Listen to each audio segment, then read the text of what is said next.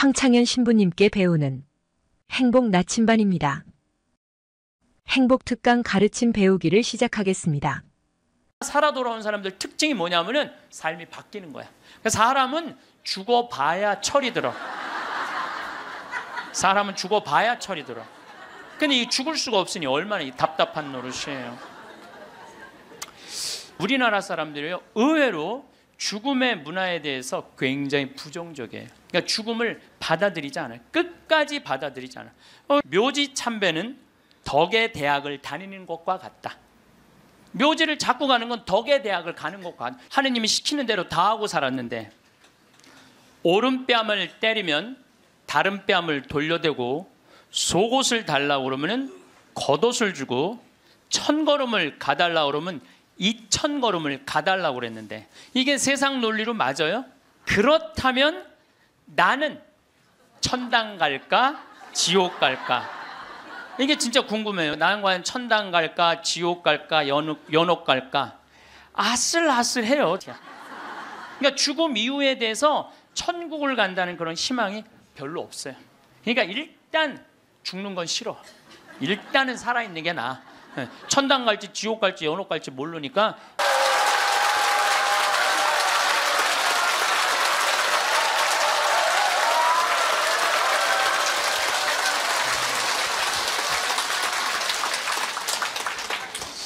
우선 시작기도 먼저 하고 시작하겠습니다. 성부와 성자와 성령의 이름으로. 아멘. 믿는 사람은 누구나 사람의 아들 안에서 영원한 생명을 얻게 하려는 것이다. 하느님께서는 세상을 너무나 사랑하신 나머지 외아들을 내주시어 그를 믿는 사람은 누구나 멸망하지 않고 영원한 생명을 얻게 하셨다. 하느님께서는 아들을 세상에 보내신 것은 세상을 심판하시려는 것이 아니라 세상이 아들을 통하여 구원을 받게 하시려는 것이다. 아들을 믿는 사람은 심판을 받지 않는다. 성부와 성자와 성령의 이름으로. 아멘. 참 예수님. 네, 반갑습니다.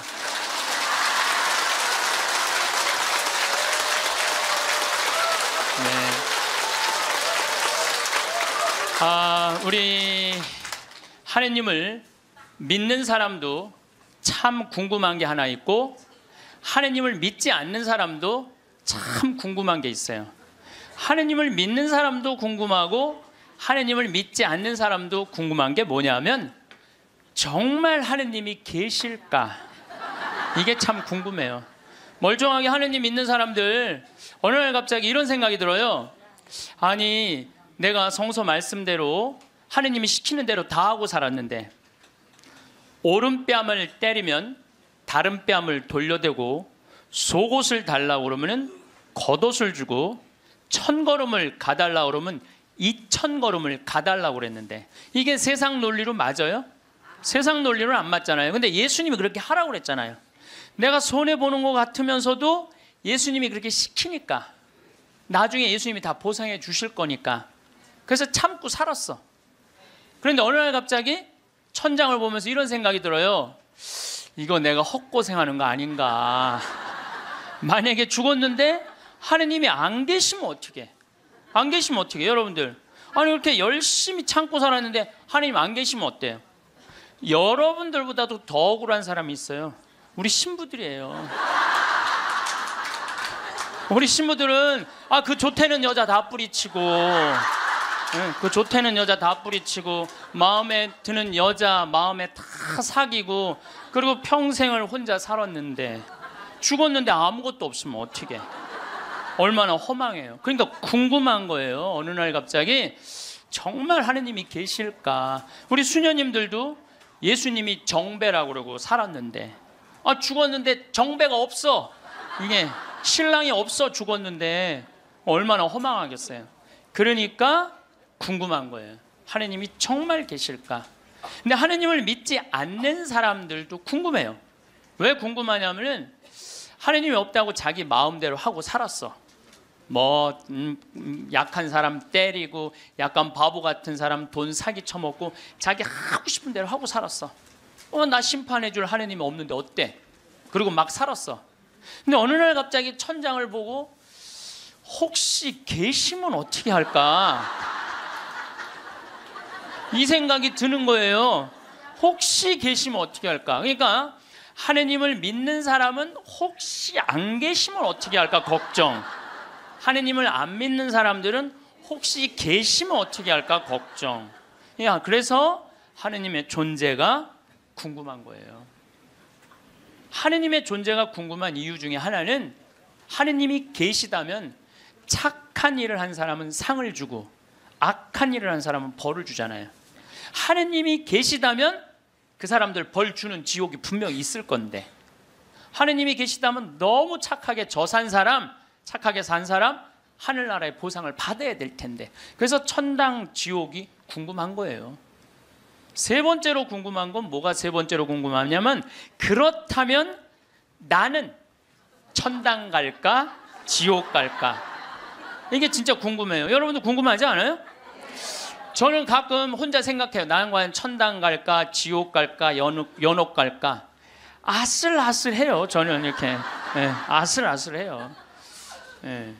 근데 만약에 죽었던 아버지가 땅에다가 묻어놓고 1년 있다가 무덤을 탁 열고 툴툴 털고 오셔서, 야, 내가 죽어봤더니 천국이 있더라. 가보니까 너무 좋더라. 꽃도 아름답고 정원도 아름답고 향기도 좋고 음악도 아름답고 그냥 사람들도 착한 사람들 모여 사니까 너무너무 행복하더라. 이렇게 말해주면 얼마나 좋겠어요. 죽은 아버지가 1년 만에 살아 돌아와갖고 연옥, 야, 연옥은 그 훈련 받는 데는데 그 보통 쉽지가 않더라. 훈련 받는데 보니까 너무 힘들고 고통스럽더라. 지옥은 갈 데가 못 되더라. 이렇게 얘기해 주면은 얼마나 좋겠어요. 죽은 아버지가 살아 돌아와갖고, 야, 그 착한 일 열심히 하고 어려운 사람 열심히 도와주고 성당 일 열심히 한 큰아버지는 천국에 지금 있더라. 너무 행복하게 있더라. 성당 나갔다 안 나갔다 한 작은 아버지, 그 작은 아버지 있잖아. 성당 나갔다 안 나갔다가 어떤 땐 착하게 살았다, 어떤 땐 이상하게 살았던 작은 아버지는 연옥에서 지금 고생하고 있더라. 훈련 받고 있더라. 돈만 알고 성당 하느님이 어디 있느냐 그러는데 막내 고모 있잖아. 지옥에서 죽살나게 고생하고 있더라. 이렇게 얘기해 주면 얼마나 좋아요. 근데 죽은 아버지는 한번 땅에다가 묻어놓으면 다시는 와서 얘기해 주는 법이 없어. 너무 답답한 거예요. 저는 이랬으면 좋겠어요. 사람이 죽으면은 영혼이 올라가잖아요. 영혼이 혼이 올라가잖아요. 그러면은 운전면허 시험 볼 때 이렇게 합격하면 파란불 딱 뜨고 불합격하면 빨간불 딱 뜨듯이 죽을 때 혼 올라갈 때 천당 그럼 파란불 쫙 올라가고, 연옥 그러면 노란불 쫙 올라가고, 지옥 그럼 빨간불 쫙 올라가면은 내가 천당 가실 줄 알았어. 그리고 빨간불 올라가는 영혼은 지옥 갈 줄 알았어. 이렇게 얘기하면은 얼마나 속 시원하겠어요. 근데 죽은 이유는 아무도 모르는 거예요. 그런데 미국 사람들은 자기네들이 죽어서 천국 간다고 믿는 비율이 80%가 넘어요. 그러니까 이 사람들은 딱 죽으면은 느낌이 파란불이 되게 떠서 가는 거야. 파란불이 80%니까. 터키는 무려 95%의 사람이 자기네들이 천당 간다고 믿는데요. 터키는. 그러니까 그 죽음에 대해서 그렇게 두려움이 없어요. 근데 한국 사람들은 죽으면 천당 간다고 믿는 비율이 49%야. 그러니까 죽음 이후에 대해서 천국을 간다는 그런 희망이 별로 없어요. 그러니까 일단 죽는 건 싫어. 일단은 살아있는 게 나아. 천당 갈지 지옥 갈지 연옥 갈지 모르니까 일단은 살아있는 게 나아요. 오죽하면은 저승의 정승보다 이승의 개가 낫다고 그러겠어요. 그러니까 한국 사람들은 참 죽는 거 싫어해요. 그러니까 어떻게 해서든지 살아있는 게 나아. 개똥으로 굴러 먹어도 이승이 낫다고 그럴 정도로, 개똥으로 굴러 먹어도. 그러니까 죽는 거 참 싫어해요. 그래서 우리는 죽으면 무슨 월화의 공동묘지 이래갖고 무시무시한 데 간다라는 그런 의식이 있어요. 그리스도교 부활 신앙이 자리 잡은 유럽이나 미국이나 남미에 가보면은요, 공동묘지가 동네 한가운데 있어요. 공동묘지가 어디를 가보나. 제가 이 죽음에 대해서 묵상을 많이 하고 싶어서 유럽 공동묘지, 미국 공동묘지, 남미 공동묘지 다 가봤어요. 그냥 지나가 보는 게 아니라 직접 들어가 봤어요.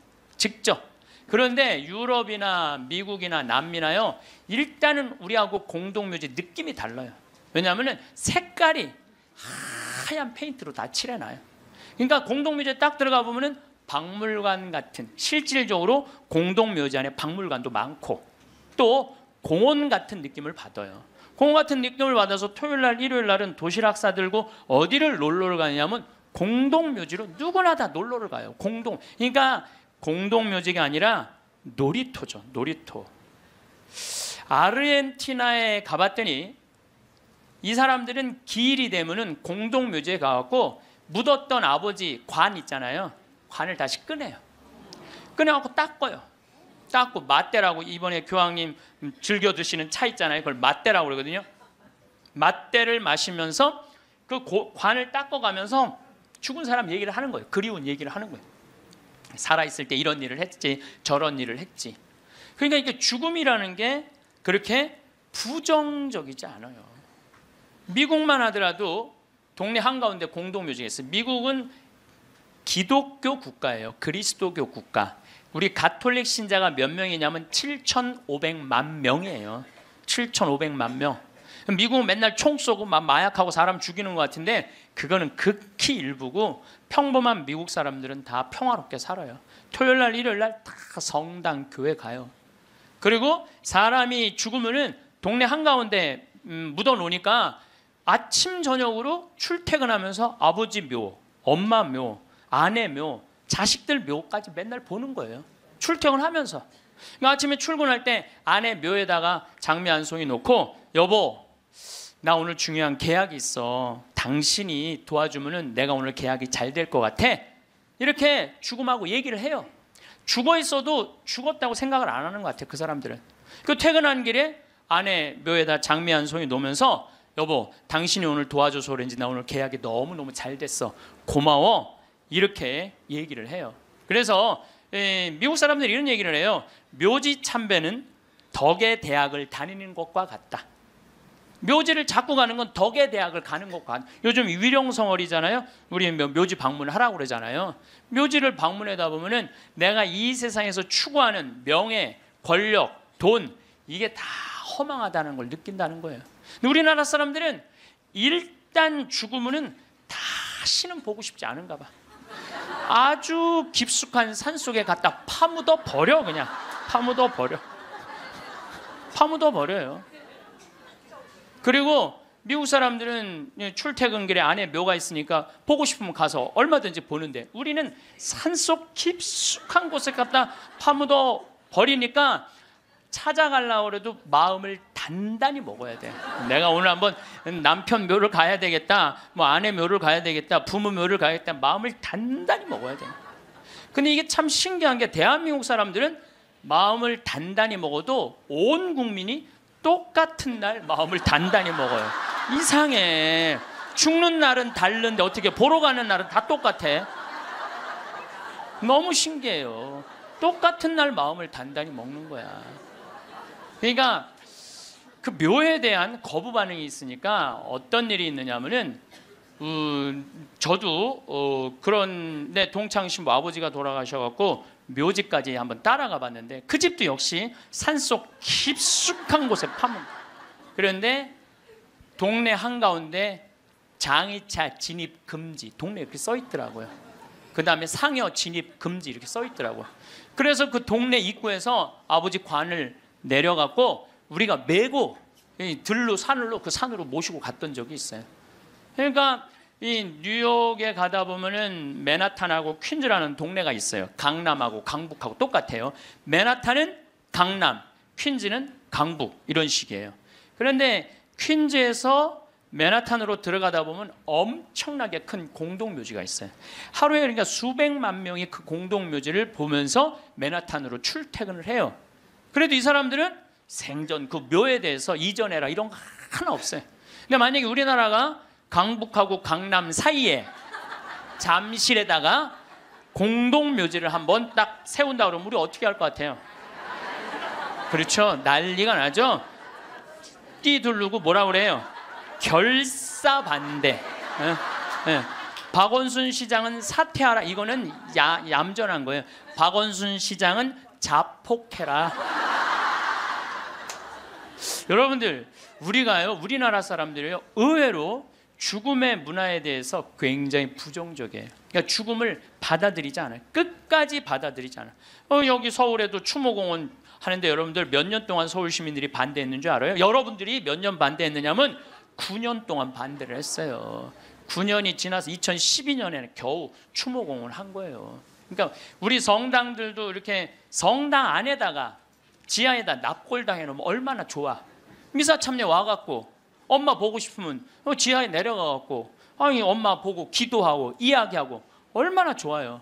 그런데 그냥 여기 흑석동 성당도 그 납골당 한다고 얼마나 주민들이 반대했어요. 여기 한국 사람들은 죽는 거 진짜 싫어해요. 죽는 거 일단은 살아있는 게 나은 거야. 일단은 수단과 방법을 가리지 않고 살아있는 게 나은 거야. 그런데 한국 사람들은 죽는 거를 하느님을 믿는 사람도 싫어하고 하느님을 믿지 않는 사람도 싫어해요. 하느님을 믿지 않는 사람은 죽는 거 싫어할 이유가 뭐가 있어? 아까도 말씀드렸지만 나 심판할 하느님이 없는데, 나 심판할 하느님이 없는데 죽으면 얼마나 속편해요. 그런데 놀랍게도 사형수들, 나쁜 짓이라는 뭐 폭력범들, 뭐 남편이 보는데도 그냥 아내하고 딸 그냥 성폭력한 사람들 5명 10명씩 죽인 사람들, 이런 사형수들 보면은요 죽기 전에 벌벌벌벌 떤다는 거예요. 죽고 난 다음에 아무것도 없는데 벌벌벌벌 떠는 거예요. 왜? 자기가 사형을 받은 걸로 끝나는 게 아니라는 거야. 이 사람 생각에는 내가 정말로 씻을 수 없는 죄를 졌는데 죽었고 난 다음에 하느님이 있어갖고 나를 심판해갖고 지금도 괴롭지만 죽어서 영원히 꺼지지 않는 불 속에 던져지면 어떻게 하나, 이런 두려움이 있대요. 그래서 그 사형수들을 보면 그렇게 나쁜 짓 뻔뻔하게 하다가도 죽을 때 보면 벌벌벌벌 떤다는 거예요. 그러니까 사형수가 이제 교수대 올라가면서 막 교수대 이제 올라가는데 계단이 삭아갖고 계단 밑으로 팍 떨어진 거야. 이 사형수가 한다는 소리가 하마터면 죽을 뻔했네. 죽기 직전까지 죽기 싫은 거예요. 죽기 직전까지 어떻게 해서든지 살아있고 싶은 거, 어떻게 해서든지 살아있고 싶은 거예요. 왜 이 사람이 바로 죽음을 앞두고도 죽음을 벌벌벌벌 떠느냐면 죽고 난 다음에 사형은 아무 문제가 없다는 거예요. 죽고 난 다음에 그 다음에 내가 하느님 앞에 가갖고 혹시 하느님이 계시면 어떻게 해? 그래갖고 그분이 나의 모든 죄를 묻어서 영원히 꺼지지 않는 불 속으로 떨어지면 어떻게 하냐 이거야. 그러니까 죽기 직전까지도 그냥 계단에 떨어지고 어차피 1분 후에 죽을 건데도 그냥 하마터면 죽을 뻔했네. 그런데 믿는 우리들도 죽는 게 싫어. 한국에 믿는 사람들, 이거 설문조사 한 거예요. 한국에 믿는 사람들도요 자기가 천국에 갈 거라고 믿는 비율이 50%가 안 넘어요. 왜 믿는 사람들은 죽는 게 싫어? 아는 게 병이야. 천당, 지옥 있다는 거 교리로 다 알아. 그런데 내가 가만히 생각해 보니까 본당 신부 미워하고 형제들 굶었을 때 모른 척하고 성당 다니기 싫어갖고 그냥 냉담하고 그냥 못된 짓 한 거 이거 다 알아.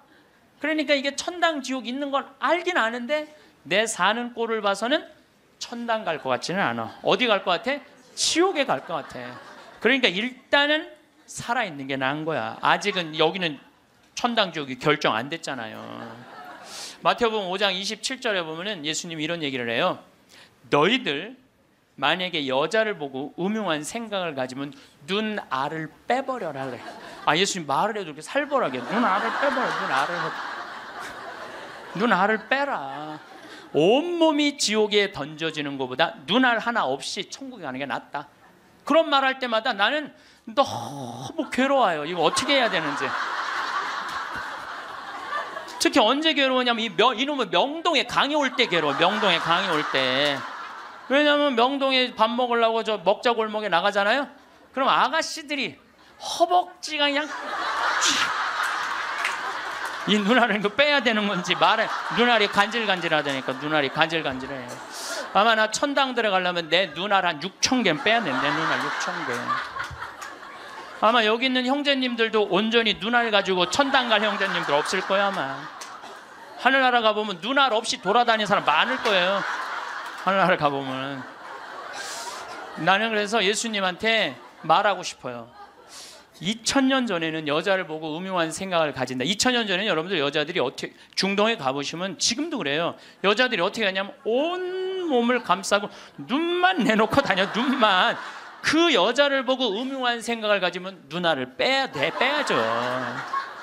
근데 요즘은 세상이 바뀌어갖고 다 벗고 다니는데, 더욱이 또 이놈의 지구온난화 때문에 더 벗고 다니는데, 지구온난화 때문에 더 벗고 다니는데, 그래서 이제 예수님이 오실 때도 된 것 같아요. 시대도 많이 변했고 상황도 많이 변했는데 2000년 전 그 잣대로 우리가 지금 그걸 읽고 있으면 너무 괴로운 거예요. 그냥 천당 갈 것 같지는 않단 말이야. 지옥 갈 것 같아. 눈알을 빼든지 손을 자르든지 뭐 뭔가를 해야지. 그러니까 하느님 만나고 싶지가 않은 거예요. 하느님 만나요. 부자가 낙타반을 통과하는 게, 부자가 하늘나라 들어가는 게 낙타가 반을 통과하는 게 훨씬 더 쉽다고 그러잖아요. 그걸 읽어봐도 또 쉽게 천당 갈 것 같지가 않은 거예요. 쉽게 천당 갈 것 같지가 않은 거예요. 근데 정말 만약에 죽었던 사람이 살아 돌아와 갖고 내가 죽었더니 천국이 있더라 이렇게 얘기를 해주면은 정말로 믿을 텐데, 아 이놈 사람 죽으면 그냥 그걸로 끝나는데 어떻게. 근데 1970년대 이후부터 갑자기 죽었던 사람들이 많이 살아 돌아오기 시작을 해요. 1970년대 이후부터 미국은 92년에서부터 97년 사이에 죽었던 사람들이 살아 돌아오기 시작을 하는데, 몇 명이 살아 돌아오냐면 1,500만 명이 살아 돌아와요. 1,500명이 아니에요. 1,500만 명. 난 이게 뻥인 줄 알고 자료를 무지하게 찾아봤어요. 근데 실질적으로 엄청나게 살아 돌아오는 거예요. 살아 돌아와서 이 사람들이 하늘나라 얘기를 해주는 거예요. 하늘나라 내가 빛을 봤다, 하늘나라 올라갔다, 이런 얘기를 너무 많이 하는 거야. 아니 이제 2000년이 돼갖고 예수님 오실 때가 돼갖고 세례자 요한을 미리 보내갖고 구분기를 곧게 펴라, 내가 갈 거다. 그러듯이 이제 예수님이 죽었던 사람들이, 이제 사람들이 제일 궁금한 게 그거니까 죽었던 사람들 살아 돌아와서 이제 하늘나라 얘기를 해라. 그래갖고 예수님이 이렇게 살려 돌려 보내는 건가 이제 엄청나게 많은 사람들을. 그거는 아니고 1970년대 이후부터 갑자기 죽었던 사람들이 많이 살아 돌아오는 이유는 심폐소생술이 발달하면서부터 죽었던 사람들이 많이 살아 돌아오는, 심폐소생술이 발달하면서부터. 그러니까 1970년대 이전에는 사망이다 그러면은 동공이 풀리고 맥박이 안 뛰고 심장이 멎는 거예요. 그 다음에 뇌파, 이거 여러분들 텔레비전으로 이거 보면 쫙 하잖아요. 쫙 일자로 이걸 사망으로 봐요.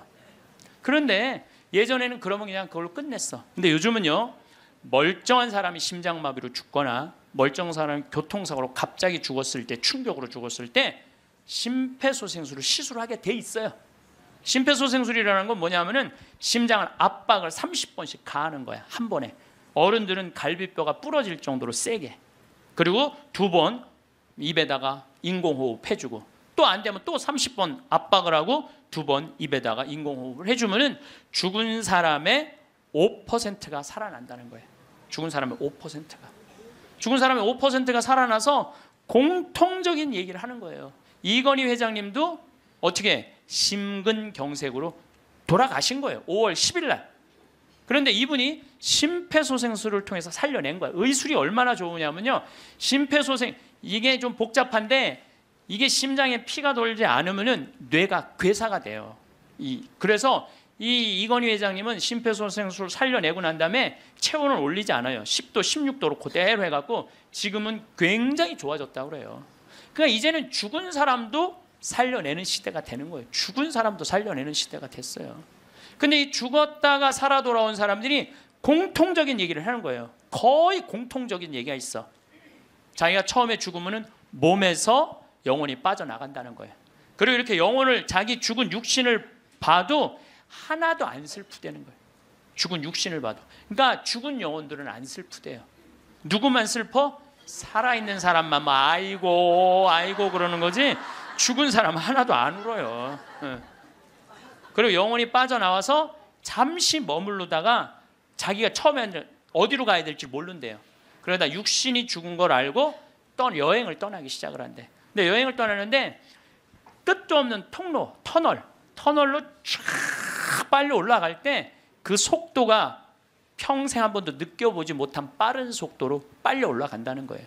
그리고 3차원에서 다른 차원의 세상으로 옮겨가는 걸 느낀다는 거예요. 그리고 끝도 없는 그 터널 끝에 가보면 빛이 비추는데, 나는 세상의 빛이다 하신 그 빛을 느끼는 순간 그 빛이 하느님으로부터 오는 걸 거부할 수가 없다는 거예요. 그리고 그 빛을 느끼는 순간 너무 행복하고 존재의 충만함, 평화, 충만함, 완전한 사랑을 느껴갖고 너무너무 행복하다는 거예요. 그런데 더 놀라운 거는 그 빛 앞에 섰을 때 자기의 살아온 인생 전부 다가 한순간에 다 펼쳐진다는 거예요. 한순간에 다 펼쳐져서 자기 지은 죄가 너무 크면은 그 앞에 너무 부끄러워서 쓰질 못한다는 거예요. 예수님이 뭐라고 그랬어요? 너희들 하느님이 심판하는 게 아니다. 너희들이 저지른 죄가, 그 죄가 너희를 심판할 것이다 그랬잖아요. 하느님은 심판하시는 분이 아니에요. 하느님은. 그러니까 너무 부끄러우면 그 빛 앞에 나서질 못한다는 거예요. 그리고 또 이제 그곳에 간 사람들이 느끼는 게 뭐냐면, 죽은 형제 친척들이 이 다볼산에서 예수님이 거룩한 변모할 때 얼굴은 해와 같이 빛나고 몸은 어떤 마전장이도 만들 수 없을 만큼 빛났다 하듯이 그렇게 빛나는 형제 친척들이 있다는 거예요.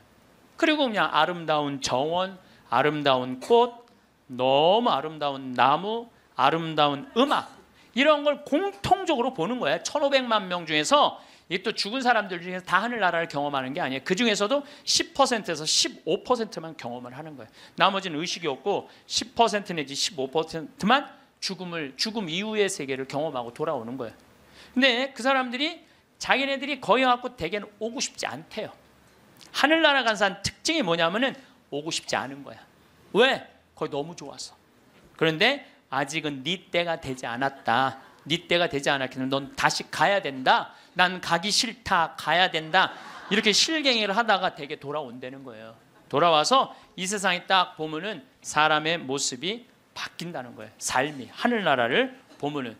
저는 최초의 심폐소생술자는 예수님이란 생각을 해요. 여러분들 회당장 야이로의 딸 죽었을 때 예수님 살려냈죠? 예. 이게 그냥 있는 일이 아니에요. 다 성소 안에 있는 거예요. 다 성소 안에. 그 다음에 나자렛이라는 동네가 있고 건너편에 나인이라는 동네가 있어요. 그 나인의 과부의 아들이 죽어요. 들로 메고 가는데 너무 슬퍼하니까 예수님 뭐라 그래요? 내려놔라. 죽은 게 아니다. 그리고 살려내잖아요. 아마 심폐소생술 하지 않았을까? 그런 생각 들어요. 그래서 멀쩡한 아들 살려내잖아요. 또 저기 나자로, 마리아 마르타 오빠 죽은 지 4일 만에 살려내요. 요즘도 뭐 4일 만에 살아난 사람, 일주일 만에 살아난 사람 많듯이 4일 만에 살려내요. 죽은 나자로를. 그러니까 최초의 심폐소생술자는 제 생각에는 예수님이라는 생각이 들어요. 근데 옛날에도 죽었던 사람들이 많이 살아났어요. 옛날에도 죽었던 사람들이 많이 살아났어. 근데 문제는 뭐냐면은 내가 강원도 평창에서 죽었다 살아났어. 그러니까 옛날에는 전화도 없고 핸드폰도 없고 아무것도 없었잖아요. 그리고 우리 동네 사는 데는 배 타고 들어왔거든요. 그 강이 있어갖고. 그러니까 그 산골짜기에서 이러는 거, 나 죽었다가 살아났다, 나 죽었다 살아났다, 그러다 그냥 죽었어. 아무도 몰라, 아무도. 근데 요즘은 시대가 발달하면서부터 죽었다가 살아난 사람들이 말을 하기 시작하는 거예요. 내가 죽었다가 살아났다. 근데 이게 한두 명이 얘기하는 게 아니거든. 우리가 아는 유명한 사람들 중에 죽었다 살아난 사람들, 여러분들 누구나 다 아는 사람이 있어요.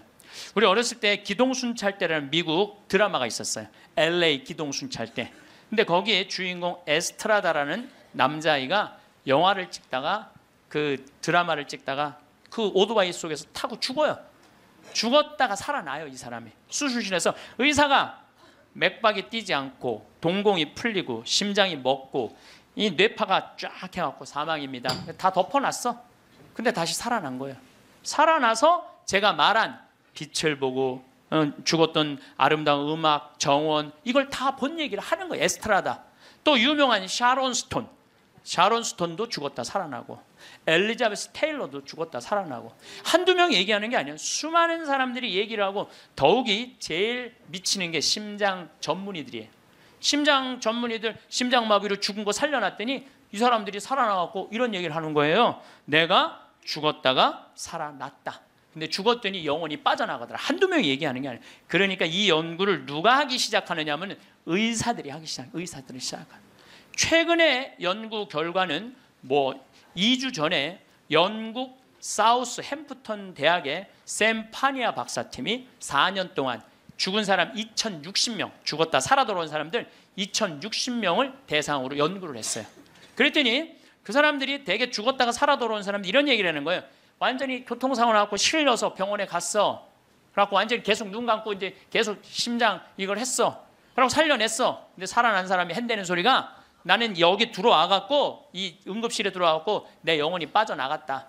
그래서 당신 나 지금 막 이걸 하는데 내가 뒤에 가서 보니까 당신 목에 점 있는 거 내가 봤다. 이 사람은 한 번도 이 의사를 본 적이 없는데 미치는 거죠. 옆에 간호사가 하는 얘기, 병원에 무슨 수술 도구 옆에 있는 얘기, 이 사람도 한 번도 본 적이 없는 사람인데 이 연구를 해보니까 이런 일들이 벌어지는 거예요. 그리고 대개 죽은 사람들은 5분 동안은 영원히 그 근처에 머물러 있다는 거예요. 5분 동안. 그러니까 여러분들 주위에서 만약에 누가 죽으면요 5분 동안 말 잘해야 돼요. 괜히 잘 죽었다, 그렇게 못되게 살더니 잘 죽었다, 아유 지옥에나 갔으면 좋겠다 이러면요 이 영혼이 한번 꼬기 시작하면요 인생이 꼬이는 거예요. 그러니까 여러분들 뭐라 그래야 돼? 5분 동안 좋은 데 가시라고, 잘 가시라고, 이런 게 정말 필요해요. 말 잘해야 돼요. 말 잘해야 돼요. 고든 알렌이라고 미국의 백만장자 금융업을 하는 사람이 있었어요. 근데 이 사람은 이 폐 질환으로 죽었어요. 죽었는데 하늘나라 올라갔는데 그 빛을 느끼는 순간 너무 불같이 뜨거운 감동을 느낀 거야. 여러분들 그 기도 열심히 할 때 하느님이 막 느껴질 때 막 온몸이 뜨겁고 불 같은 느낌 들 때 있지 않으세요? 그런 느낌 드시는 분들 계시죠? 저는 나도 그런 느낌을 받았는데 내가 제일 열심히 했을 때가 중학교 때였어. 중학교 때. 내 인생에 가장 열심히 했을 때 중학교 때. 지금 그 정도 열심히 했으면 아마 나 성인 됐을 거예요. 근데 제가 그때 기도 열심히 할 때 성당에 앉아갖고 하느님을 느끼는 느낌을 참 많이 받았어요. 하느님하고 일치되는 거.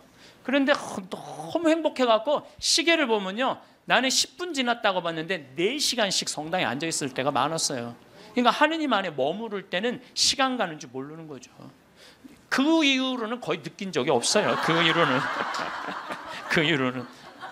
근데 어쨌든 이 고든 알렌이라는 사람은 성당도 안 다니는 사람이고 하느님도 믿지 않는 사람인데 하늘나라 올라가서 그 빛을 느끼는 순간 이건 나는 세상의 빛이다. 요한복음 1장 1절에 나오는 말씀처럼 정말로 너무 행복했던 거야. 세상에 딱 돌아와갖고요. 이 고든 알렌은 자기가 그 많은 돈 의미가 없다는 걸 느껴요. 그리고 친구한테 전화를 해요. 같이 금융업을 하는 친구한테 나 그만둘 거다. 그리고 차도 큰 거에서 작은 걸로 옮겨 타고 그 다음에 이 집도 큰 거에서 작은 걸로 옮겨가요. 그리고 그 잘 번들은 돈을 다 관두고 지금은 미니스터 목사님이 돼갖고 정말 어려운 사람들 컨설팅을 해줘요. 그러니까 되게 죽었다가 살아 돌아온 사람들 특징이 뭐냐면은 삶이 바뀌는 거야. 목사님이 된다든지 자선 사업을 한다든지 착해. 사람은 죽어봐야 철이 들어. 사람은 죽어봐야 철이 들어. 근데 이 죽을 수가 없으니 얼마나 답답한 노릇이에요. 앤더슨 C 코리아라고 미국 뉴욕의 정형외과 의사예요. 심리학 박사고 대학 교수고. 이 사람은 94년도에 가족들이랑 야외에 나가다가 공중전화를 하다가 벼락에 맞아 죽어요. 벼락에 맞아. 미국은 벼락에 맞아 죽는 사람이 1년에 한 1000명 돼요. 1000명인데 그중에 950명은 살아나고 50명은 그냥 죽는데요.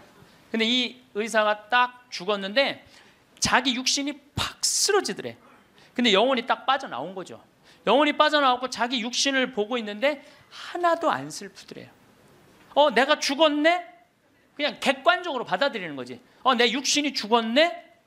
죽은 사람은 안 슬퍼요, 여러분들. 우리가 착각하고 있는 거예요. 죽은 자의 장례는 죽은 자한테 맡기라고. 너무 죽은 것 때문에 슬퍼하지 말아라. 예수님이 그랬죠?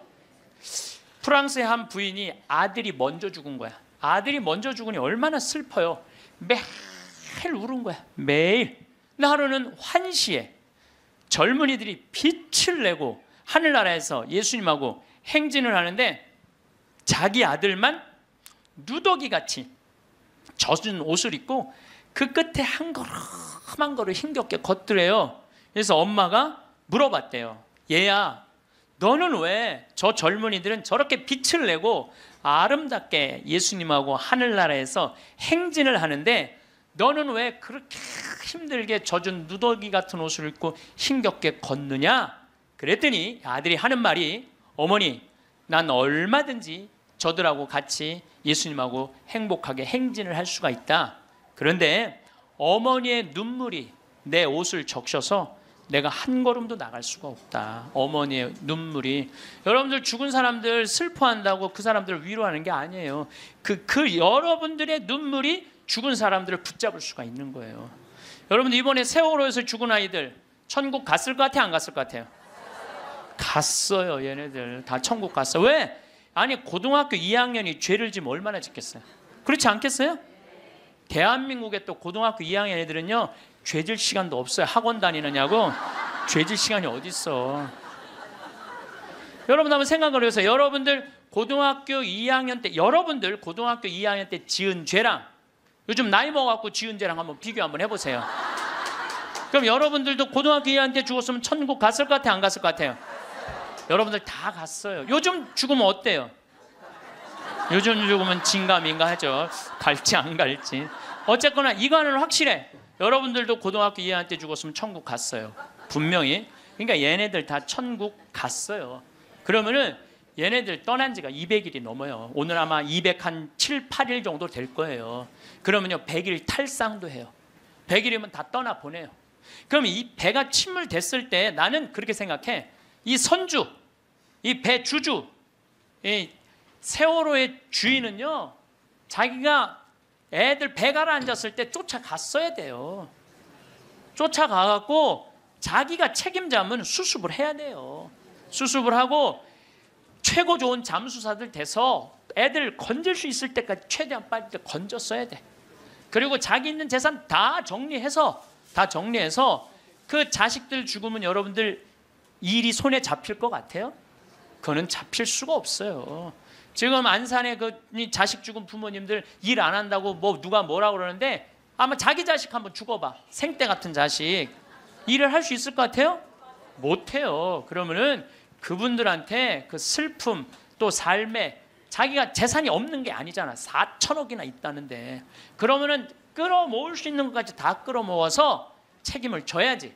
또 아이들 한꺼번에 죽었으니까 추모공원도 만들고 그 아이들만을 위한 추모공원 예쁘게 만들어서 그 부모들이 보고 싶을 때 언제든지 찾아갈 수 있도록 해줘야지.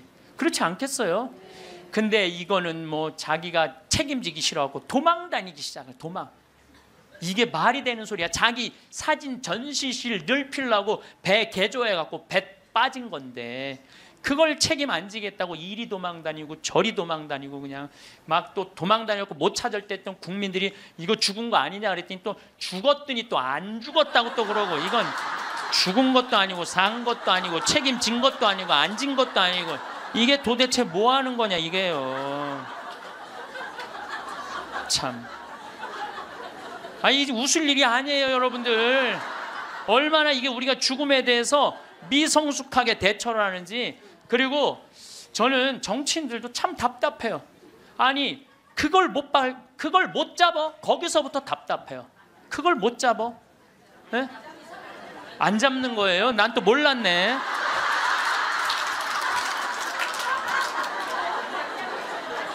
아니 애들한테 한을 심어주지 말으려면 부모한테 한을 심어주지 말으려면 빨리 밝혀야지.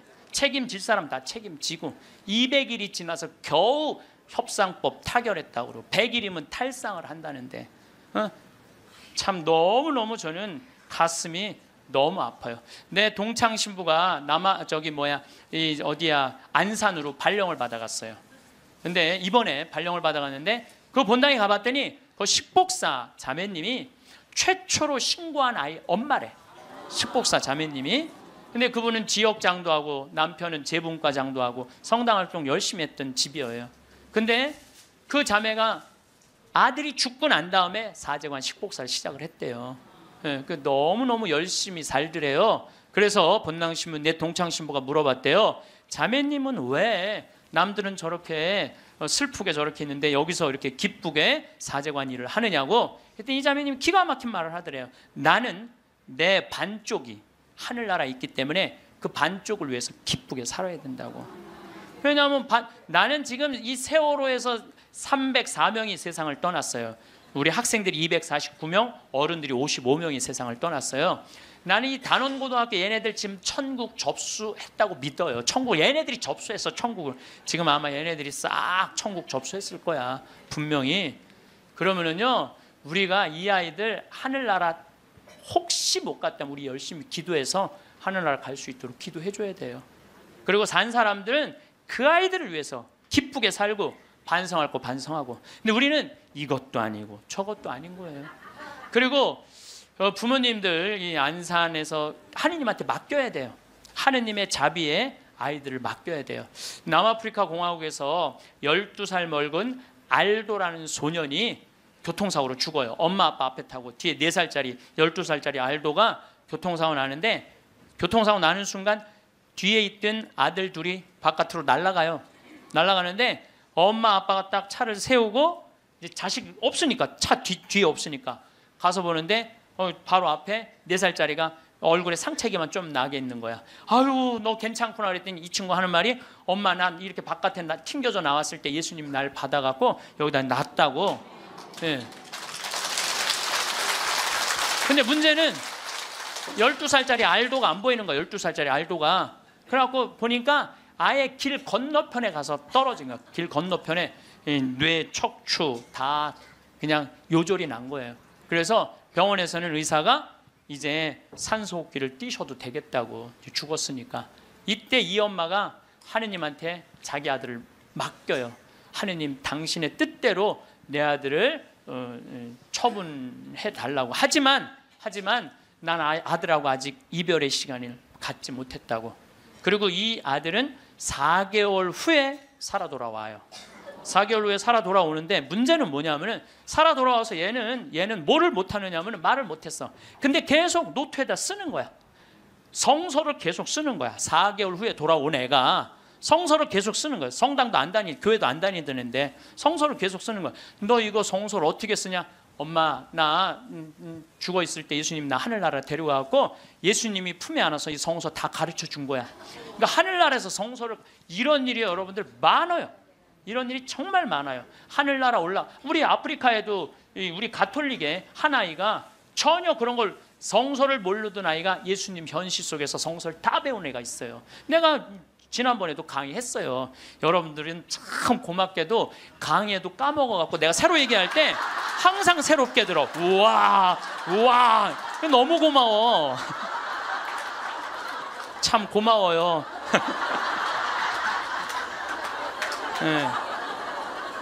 네, 지난번 강의 때도 내가 얘기했거든요. 아프리카에 언어도 이 아이는 예수님이 다 가르쳐줘서 언어도 다른 나라 언어 다 했다고 내가 얘기를 했어요. 말라위 거기. 어쨌거나 얘는 하늘나라에서 예수님이 가르쳐준 거야. 성서를 너무너무 잘 쓰는 거야. 그런데 얘가 기가 막힌 글을 하나 쓰는 거예요. 어떤 글을 쓰느냐면은, 엄마 드웨인이라는 아이랑 안톤이라는 아이 주소를 적어줘요. 그리고 그 엄마한테 이 편지를 좀 띄워줘. 주소를 써갖고. 어떤 내용이냐면, 드웨인하고 안톤은 하늘나라에서 너무너무 행복하게 잘 지내고 있는데, 하늘나라에서 보니까 엄마들이 맨날 우는 거야. 엄마들이 이미 자기 자식은 하늘나라에서 행복하게 지내고 있는데 엄마들이 울고 있는 거야. 그래서 엄마 예수님이 너무 슬프대. 왜 뭐가 슬퍼? 나는 이미 이 아이들을 구원해 갖고 내 품에 안고 있는데 나의 자비를 믿지 않는 저 엄마 아빠가 너무너무 불쌍하다는 거예요. 그래서 그 주소를 줘. 근데 이 알도는 안톤을 살아생전에 만났던 적이 없는 사람이에요. 드웨인도 살아생전에 만났던 적이 없는 사람이야. 그리고 얘가 그 주소를 알 수가 없는 애야. 교통사고나고 4개월 동안 혼수 상태에 있던 아이인데, 그래서 엄마는 처음에 장난인 줄 알았대. 근데 그걸 편지를 보냈는데 정확하게 드웨인 집과 안톤 집에 편지가 도착을 하고 실질적으로 그 아이들은 그렇게 죽었다는 거예요. 이게 우리가 하느님한테 맡겨야 돼. 하느님한테 맡겨야 돼. 얘네들 외롭지 않아요.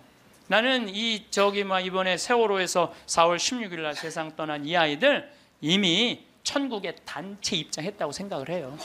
그래서 여러분들 얘네들 위해서 기도 열심히 해주시고 천국 갔다고 믿어야 돼. 죽는 걸로 그러니까 죽은 사람들은 슬프지 않다니까요. 예. 여러분들 우리들이 죽는 걸로 끝나는 게 아니에요. 죽는 걸로 끝나는 게 더욱이 우리 그리스도인들한테는 죽음이 죽음이에요. 새로운 삶으로 옮아가는 새로운 여정일 뿐이에요. 그래서 나는 이번에 세월호에서 죽은 아이들, 물론 우리 어른들 책임이지, 불쌍하지. 그렇지만 계속 슬퍼할 수만 있는 일은 아니라는 거예요. 제가 마지막 기도로 아주 좋은 시가 있어서 그날이라는 시를 이번에 세월호를 통해서 시인이 썼는데 너무 잘 표현을 해서 이 그날이라는 시를 읽어드리도록 하겠습니다. 성부와 성자와 성령의 이름으로 아멘.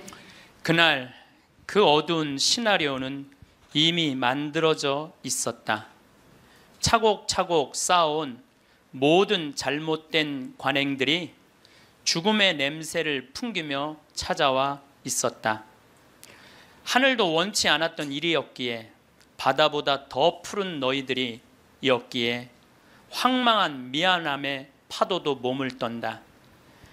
세상이란 무대 위에 단 한 번 서보지도 못하고 이슬처럼 사라져간 아름다운 이름들, 생때 같은 자식을 먼저 보낸 부모들 껍질만 남아 몸부림친다. 어이할거나 그날 그 시각 그 자리에 있은 것이 잘못이었다. 캄캄한 바다에선 얼마나 추웠더냐. 가라앉는 배 안에서 얼마나 무서웠더냐. 4월은 기어이 잔인하고 말았구나. 커다란 슬픔의 덩어리 삼킨 이 땅의 선한 백성들, 분노와 미안함으로 침몰하고 있다. 기다리라는 말 아직도 믿고 있니? 이제는 훨훨 날아가거라. 사랑하는 친구들과 함께. 봄 밤 하늘은 별이 된 너희들로 더욱 눈부시겠구나. 주님, 세월호에서 희생된 영혼들이 영원한 안식을 얻게 하소서. 아멘. 성부와 성자와 성령의 이름으로 아멘. 감사합니다. 노년으로 갈수록 요양시설의 의존성이 커지고 있습니다. 주위 가족들이나 당사자 스스로 요양시설이 두려운 이유를 알아차릴 수 있다면 심리적 안정에 다소나마 도움과 대처가 될 수 있으리라 생각합니다. 어쩔 수 없이 의존하게 되는 요양시설에 대한 두려움은 주로 건강 문제뿐만 아니라 인간관계, 자율성, 그리고 삶의 질에 대한 걱정과 깊이 관련되어 있습니다. 첫째, 자율성 상실. 일상적인 통제의 상실입니다. 노인들이 요양병원에 들어가면 일상의 많은 부분에서 자신이 결정할 수 있는 권한이 줄어듭니다. 식사 시간, 목욕 시간, 휴식 시간 등 기본적인 생활 패턴이 병원 일정에 맞춰지기 때문에 자율적인 생활이 어렵게 느껴질 수 있습니다. 독립성의 상실감에 대해서는 더 이상 스스로 생활할 수 없다는 현실은 자존감에 부정적인 영향을 줄 수 있으며 이는 두려움으로 이어집니다. 특히 평생 자립적으로 살아온 사람들에게 이러한 변화는 큰 충격으로 다가옵니다. 둘째, 사회적 고립과 외로움. 가족과의 거리감에 문제가 있습니다. 요양병원에 입원하면 가족들과의 물리적, 정서적 거리가 멀어지게 됩니다. 가족들이 방문을 자주 하지 못하거나 노인이 스스로 가족과의 거리가 멀어졌다고 느끼면 외로움과 고립감을 경험할 수 있습니다. 친구나 지인들과의 단절 역시 익숙한 지역 사회를 떠나 요양병원에 가면 이전의 친구나 이웃들과 자주 만나기 어렵습니다. 이러한 사회적 연결의 단절은 두려움과 상실감을 크게 느끼게 만듭니다. 셋째, 죽음에 대한 두려움. 요양병원을 죽음의 전조로 인식하는 경우가 많습니다. 많은 사람들은 요양병원을 마지막 장소로 인식하는 경우가 많습니다. 특히 건강이 급격히 나빠지거나 치매와 같은 질병이 있는 경우 요양병원에 들어가는 것을 자신의 마지막 단계로 받아들여 두려움을 느낄 수 있습니다. 또한 고통과 병마의 연장선으로 여겨서 요양병원에 가는 것이 단순한 노화의 결과라기보다는 더 이상 나아지지 않을 것이라는 인식이 두려움을 자극합니다. 넷째, 시설에 대한 불신.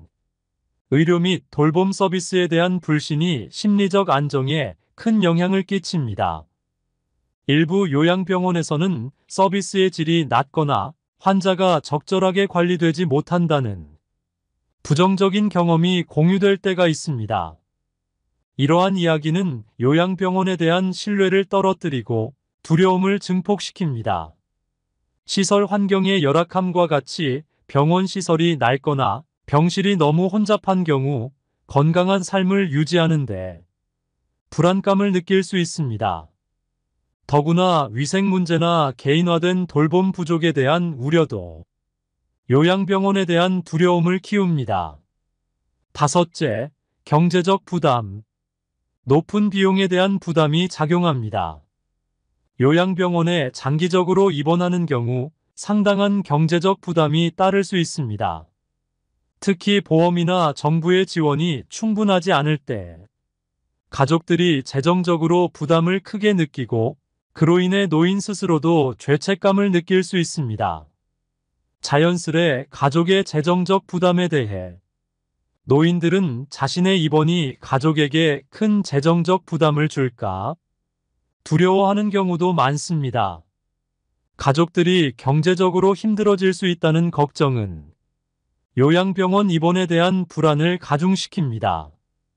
여섯째, 부정적 사회적 인식. 불효에 대한 인식작용으로 한국 사회에서는 부모를 요양병원에 모시는 것이 불효로 여겨지는 경우가 있습니다. 이러한 인식은 노인 자신이 가족에게 짐이 되었다는 생각을 하게 만들어 감정적으로 괴로움을 느끼게 합니다. 다음으로 사회적 낙인 효과가 있습니다. 요양병원에 간다는 것 자체가 부정적으로 여겨지는 경우 버림받았다는 감정을 느끼거나 사회적으로 소외된다고 생각할 수 있습니다. 일곱 번째, 치료 및 관리의 제한성. 의료적 돌봄의 한계와 관련하여 요양병원은 모든 의료적 필요를 해결하지 못할 수 있으며 중증 질환이 있거나 특별한 치료가 필요한 경우 요양병원의 일반적인 치료만으로는 부족하다는 인식이 있습니다. 따라서 맞춤형 관리의 부족으로 개인의 필요나 성향에 맞춤형 돌봄이 부족할 수 있어 본인의 삶의 방식이 충분히 존중되지 않을 것이라는 걱정이 있습니다. 여덟 번째, 삶의 질 저하. 활동 부족으로 인하여 요양병원에서는 자유롭게 외출하거나 다양한 활동을 즐기는 것이 어렵습니다. 이로 인해 삶의 활력을 잃고 단조로운 생활로 인해 우울감을 느낄 수 있습니다. 더불어 정신적 쇠퇴에 대한 두려움으로 요양병원에서 정신적 자극이 부족할 경우 인지 기능이 더 빠르게 저하될 것이라는 두려움을 느낄 수 있습니다. 이와 같이 요양병원에 대한 두려움은 주로 자율성 상실, 사회적 고립, 죽음에 대한 인식, 그리고 경제적 부담 등에서 비롯됩니다. 이를 극복하기 위해서는 요양병원의 환경 개선, 가족의 적극적인 지원, 노인의 감정적 지지 등이 필요합니다.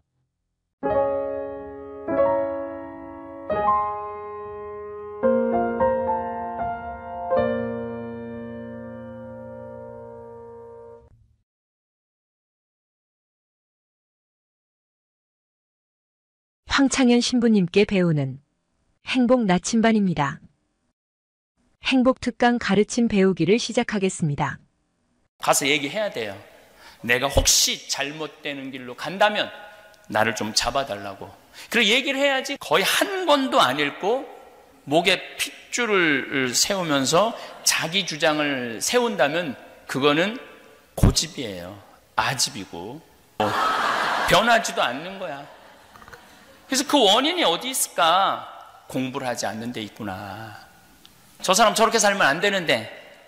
근데 정작 내 모습을 제대로 들여다보는 일은 참 어려운 일이에요. 내 모습을 끝까지 자기가 잘났대. 끝까지 아무리 옆에서 충고를 해도 안 들어요. 남의 눈에 있는 티끌 꺼낼 생각하지 말고 네 눈에 있는 들보 꺼내라는 얘기 하시죠. 근데 우리는 내 눈에 있는 들보가 그렇게 안 보여요.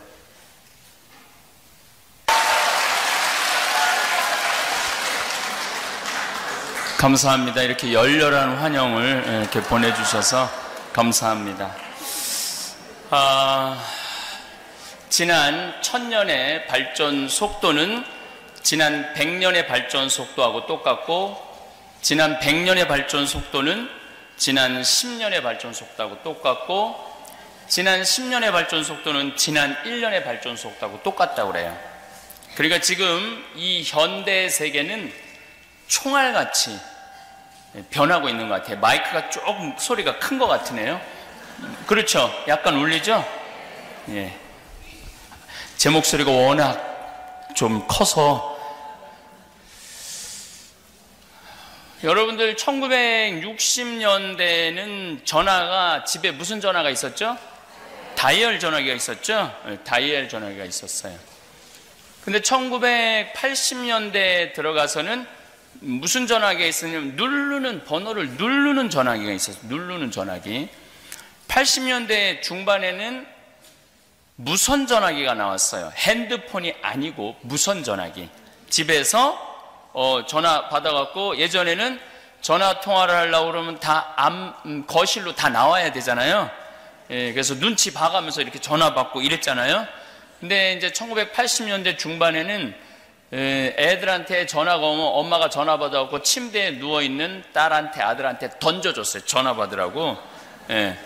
근데 1980년대 후반에는 어떤 전화기가 나왔느냐면은 드디어 모바일 폰이 나왔어요. 휴대폰.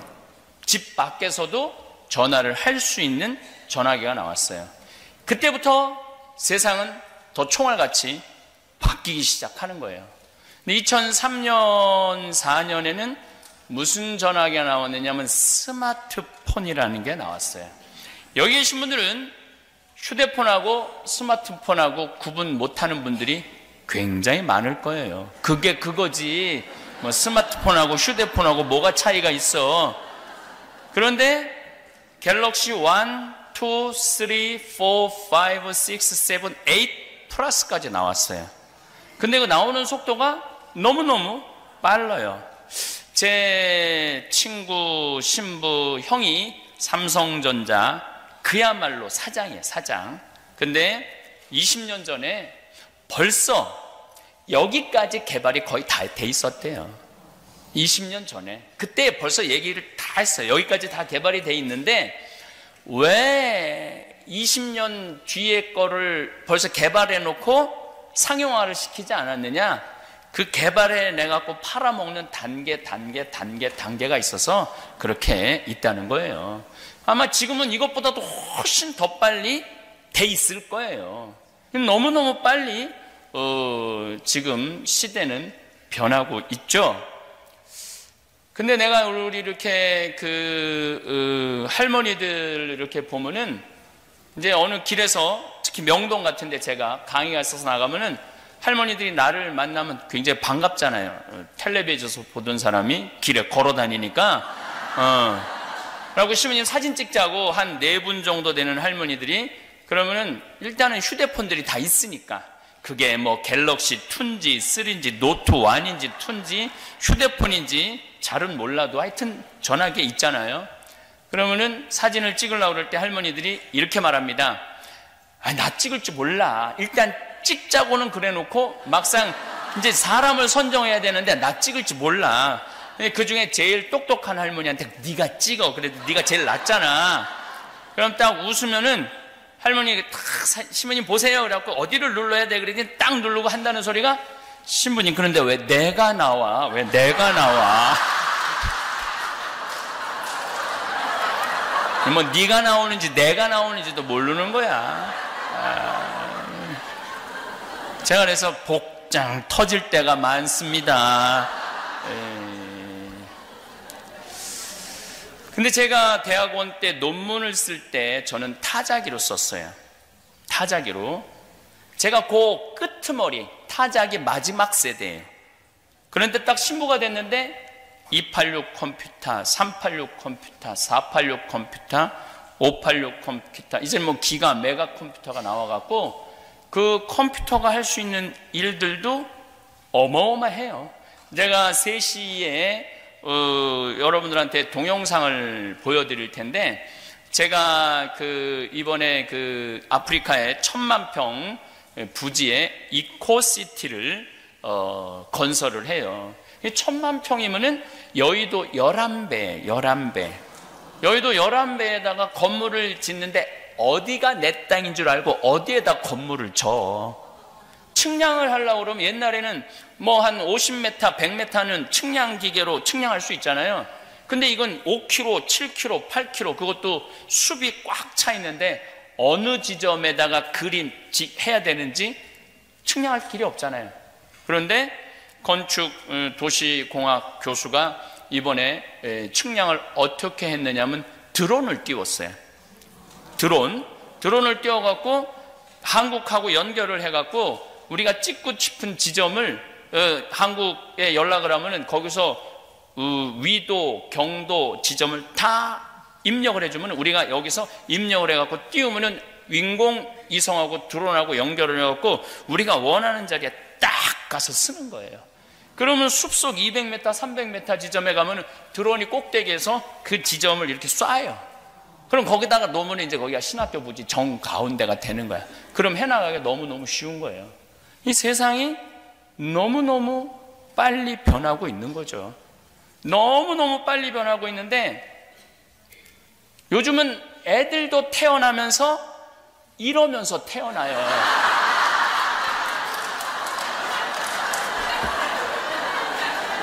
애들도 이러면서 태어나는데 누구만 안 변하느냐 하면은 내 나이 50대 후반부터 60대, 70대, 80대는 안 변해요. 왜 안 변하냐면 따라갈 수가 없거든. 따라갈 수가 없는 거예요. 그런데 미국에 이렇게 와서 보니까 우리 교포들은 가만히 보니까 문제가 미국 책도 안 읽고 한국 책도 안 읽어. 보니까 아무것도 안 읽고 시대는 총알같이 변해가는데 변하지 않은 거예요.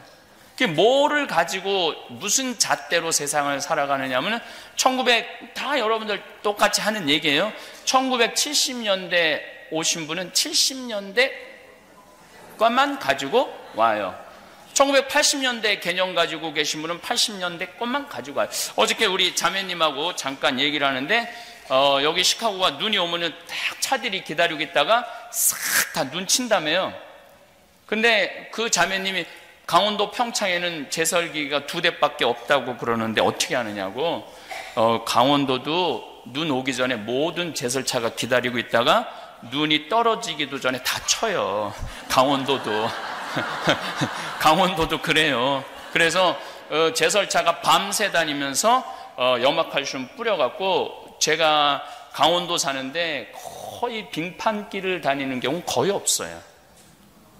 그러니까 한국의 변화를 이 미국 분들 와서 보면 20년, 30년 정도 안 들어와 보신 분들이 전혀 개념이 없으셔요.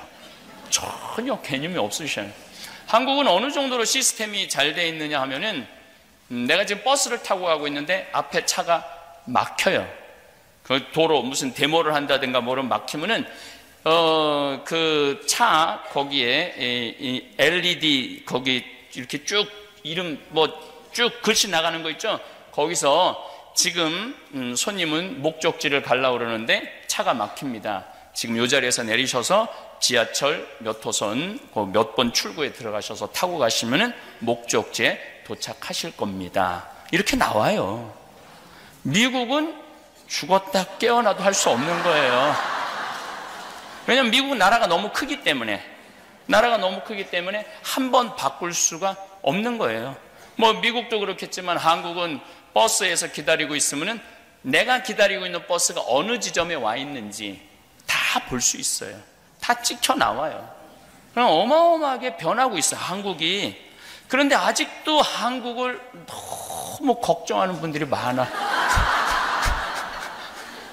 너무너무 걱정하고 있는 분들이 많아요. 변화는 너무너무 빠르고 엄청난 속도로 변하는데 누구만 안 변해? 60대, 70대, 80대만 안 변하고 죽어라고 옛날 생각을 하고 있는 분들이 참 많은 것 같아요. 2040년이 되면은 제가 이런 얘기를 2000년대 얘기를 했어요. 2000년대, 2010년대 로봇 발전 속도, 그럼 2030년, 2040년 정도 되면 인간의 지능을 능가할 로봇을 나올 것이다 라고 얘기를 했어요. 근데 이번에 알파고 바둑 두는 걸 보니까 인간을 벌써 뛰어넘기 시작을 했죠. 인간을 뛰어넘기 시작했어요. 근데 문제는 2040년이 되면은 지금 대한민국, 미국은 어떤지 모르겠지만 대한민국의 젊은이들은 거의 결혼하지 않을 거예요. 2040년이 되면. 왜냐하면은 누구라는 AI 인공지능이 지금 한국은 판매가 되고 있어요. 이 누구라는 인공지능은 어떻게 하냐면 아침에 딱 일어나면 주인님 일어날 시간이 됐습니다. 일어나십시오. 음악을 뭘 틀어드릴까요? 아침 기상으로 틀어줘요. 오늘은 날씨가 좀 축축하고 그런데 에어컨 공기 환기 시스템을 해드릴까요? 좀 나가려고 그러면 자가용 지금 한 5분 전에 시동을 걸어놓으면 아주 쾌적하게 갈 수 있습니다. 벌써 다 대화를 해요. 그럼 말하면 다 알아서 해요. 음악도 틀어주고 밥도 눌러주고 음식도 다 준비해주고 이 기본적인 게 지금 되고 있어요. 지금 2017년밖에 안 되는데 그럼 2040년이 가면은 어느 정도까지의 로봇가 나오냐면 섹스를 해줄 수 있는 로봇도 나와요. 섹스를 해줄 수 있는 로봇도 이미 미국에 개발이 돼 있어요. 있어요. 이미 돼 있어요. 그러면 뭐하러 그렇게 골치 아픈 여자랑 뭐 눈치 봐가면서 오늘 밤은 어떻게 한번 해볼 수 있을까 뭐 이래가면서 그래요. 안 그런 세상이 온다는 거예요. 그리고 대화 다 되고 문제 해결 다 해주는 로봇가 있으니까. 근데 이거는 문제도 아니에요. 뭐가 문제가 되느냐 하면은 로봇가 감정을 느끼기 시작하면은 신앙생활을 하고 싶어 해요. 감정을 느끼면 신앙생활을 당연히 하고 싶어 하죠. 로봇이라도.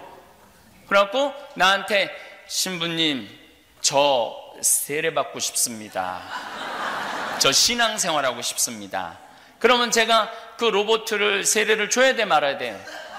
주지 말아야 돼요? 그것도 아무 문제가 없어요. 나는 네가 로봇이기 때문에 세례 안 줄 거야? 그럼 얘가 상관없습니다. 우리끼리 세례 주는 로봇을 만들 겁니다. 그런 세상이 온다는 거예요. 그런 세상이. 그리고 그런 세상이 바로 코앞에 와 있고 제가 막 나오기 전에 뭘 잠깐 자료를 봤는데 로봇끼리 서로 대화를 하고 토론을 하는 단계까지 올라갔대요. 자기가 가지고 있는 정보를 가지고.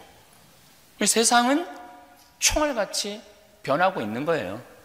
근데 지금 70대, 80대, 90대 되신 분들은 그거를 따라갈 수가 없어요. 도저히 이게 안 되는 거야. 문화 자체가. 따라갈 수는 없고 이 세상에선 살고 있고 그 뭐 얘기는 해야 되는데 아는 건 1960년대, 70년대 정보밖에 없고 그래서 공부를 해야 된다는 얘기예요. 어쨌든 공부를 하셔야 돼. 공부를 하지 않으면은 그냥 공자님이 73살까지 사시다 돌아가셨는데, 공자님은 엄마가 14살, 아버지가 79살에 공자님이 나요. 공자님 아버지 빨리 죽어요. 그리고 너무너무 가난했어요. 맨 막내로 태어났기 때문에 너무 가난해갖고 똥찌기도 지고 그랬던 사람인데, 인류의 최고의 스승이 됐는데 뭐라고 그랬냐면, 나는 끝까지 묵기를 주저하지 않았다. 끝까지. 아침에 도를 들으면 저녁에 죽어도 좋다라고 말할 정도로 끝까지 배우기를 멈추지 않았다는 거예요. 그래서 미국에 오신, 특히 내 강의를 듣는 대부분의 청중들이 내 주 고객층이 6, 7, 8, 90대예요.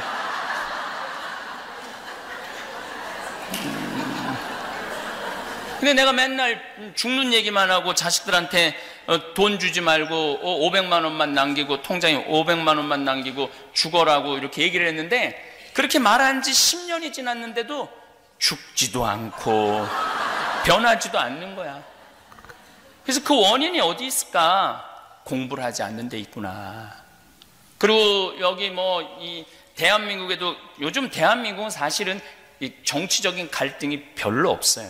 대한민국은 문재인 대통령 지지가 80%가 넘기 때문에 웬만한 할머니들도 다 돌아섰어요. 웬만한 할머니들도. 근데 여기 와보니까 여기는 아직도 안 돌아서고 있어. 보니까 아직도 안 돌아서고 있어. 대한민국의 상황은 굉장히 많이 변하고 있는 거죠. 대한민국은 그리고 OECD 국가 중에 지금 2분기 수출이 16%예요. OECD 국가 중에 수출 1위예요. OECD. 대한민국 걱정하시는 분들이 굉장히 많은데, 대한민국은 걱정할 필요가 하나도 없는 날이에요. 수출이 지금 16% 증가하고 있고, 아마 올해 다시 1조 달러로 진입할 거예요. 수출입 1조 달러 되는 나라는 세계에서 10나라밖에 없어요. 근데 거기가 우리가 들어가 있어요. 여러분, 우리나라가 스페인보다도 더 잘 사는 건 알고 계세요? 네, 스페인, 이탈리아가 우리 지금 밑으로 자꾸 떨어지고 있어요. 이탈리아가 자꾸 밑으로 떨어지고 있어요. 그런데 가만히 대화를 하다 보면 우리나라가 곧 망할 것 같은 그런 상황에 있다고 그렇게 걱정하는 분들이 굉장히 많습니다. 수출도 잘 되고 경쟁력도 좋고 정치적으로도 지금 굉장히 안정돼 있어요. 정치적으로도 촛불 집회하고 태극기 집회가 연 인원이 거의 2천만 명이 나와서 데모를 했어요. 2천만 명이 나와서 데모를 했는데, 촛불 집회 같은 경우는 사상자가 한 명도 없었어요. 태극기 집회 2분인가 3분이 돌아가셨어요. 태극기 집회. 미국에서 만약에 2천만 명이 데모를 하면 몇 명이 죽을 것 같아요? 내가 보기에는 10,000명 이상 죽을 거예요. 10,000명 이상. 적어도 100만 명이 쏟아져 나오면은 건물 다 깨부시고 그냥 다 약탈하고 다 난리가 났을 거예요. 근데 우리는 건물 한번 깨부신 적도 없고 약탈 한번 한 적이 없어요. 이 정도면은 전 세계 언론들이 얘기를 하기를 이 정도로 성숙한 민주주의 국가는 없다는 거예요. 이 정도로 성숙한 민주주의 국가는. 근데 그런 정보에 대해서 가만히 보면은 미국에 와서 보면 곧 우리나라가 망할 것 같고 곧 전쟁을 해야 될 것 같고 내가 미국에 있는 동안 전쟁이 터졌으면 좋을 것 같고 이런 생각이 들어요. 나 한국에 안 들어가게. 근데 그렇지는 않습니다. 여러분들이 적어도 정치적인 식견을 가지려면은 미국 책을 50권을 읽든 한국 책을 50권을 읽든 정치적인 식견을 가지려면은 50권은 읽어야 돼요. 내가 적어도 50권 정도 읽지 않고 거의 한 권도 안 읽고 목에 핏줄을 세우면서 자기 주장을 세운다면 그거는 고집이에요. 아집이고. 그래서 오늘 이후부터 저는 여러분들한테 정말로 권합니다. 책을 좌측 것도 하나 읽어보고 우측 것도 하나 읽어보고, 방송도 우측 것도 한번 보고 좌측 것도 한번 보고, 제일 좋은 거는 유튜브를 시청하는 거예요. 근데 정규제 것만 시청하지 마시고, 정규제 거만 시청하지 말고 내가 말하는 세 사람의 강의를 꼭 들으세요. 첫 번째, 명지대학의 한명기 교수 강의를 꼭 들으세요. 이분은 서울대학에 나왔는데, 제가 이건 적으셔도 돼요. 명지대학의 한명기 교수 강의를 꼭 들으세요. 명지대학의 한명기 교수. 이 교수는 중국어, 일본어, 영어, 중국고, 일본고도 정통한 사람이에요. 제가 그 강의를 대한민국에서 둘째 가라면 서러울 정도로 강의를 잘한다고 제가 말하는 게 아니라 KBS PD들이 얘기를 해요. KBS PD들이, 신부님, 제가 아침마당에 나가면은 아침마당이 총 62분이에요. 근데 저한테 원하는 시간이 57분이에요. 강의를 처음 출연을 할 때 막 난리가 났어요. 10분 남았습니다. 5분 남았습니다. 2분 남았어요. 앞에 계속, 그 다음 앞에 계속 그 강의 그거를 막 넘기고 까먹을까 봐. 근데 제가 그랬어요. 그런 거 띄우면 정신 사나우니까 아무것도 하지 말라고. 내가 알아서 할 거라고. 심지어 원고 안 봐도 된다고. 그리고 제가 정확하게 57분에 딱 끝냈는데, 그 KBS 모든 사람들이 다 방송을 다 봐요. 그 안에 내가 아침마당 생방송할 때 저런 신부님 처음 봤다는 거예요. 어떻게 57분에 정확하게 매듭을 딱 끝내주는 건 처음 봤다고 그러더라고요. 그런데 그런 나보다 강의를 더 잘하는 사람이 한명기 교수예요. 이분은 좀 사학과 교수기 때문에 나하고 좀 대중성에서 좀 떨어지죠. 근데 이분의 임진왜란 강의를 듣고 병자호란 강의를 듣고 동학혁명의 강의를 들으면 지금 대한민국이 처하고 있는 상황을 금방 이해를 해요. 임진왜란은 우리나라하고 일본하고 싸움이 아니에요. 명나라하고 일본하고 싸움이에요. 거기에 우리가 낀 거예요. 껴서 우리가 고통을 겪은 거예요. 병자호란은 우리하고 청나라 싸움이 아니에요. 명나라하고 청나라하고 우리나라 사이에 어디에 붙을 거냐? 근데 우리는 명나라에 붙은 거예요. 실세는 청나라였는데.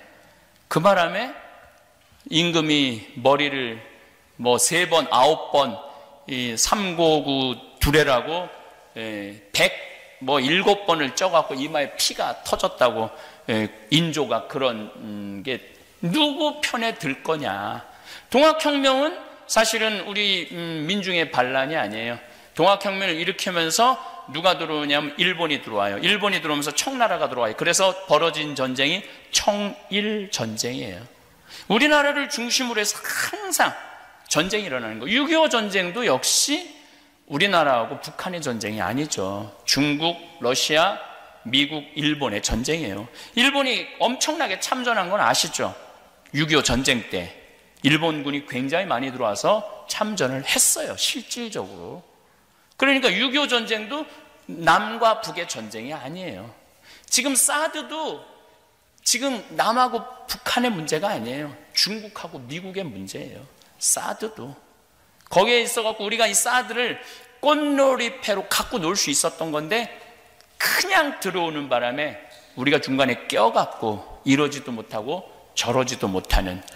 그러니까 이 정치라는 것이 그냥 하나의 단순한 그냥 정책 결정이 아니라 지정학적, 경제적, 군사력, 역사적 이 모든 게 어우러져서 이루어지는 거예요.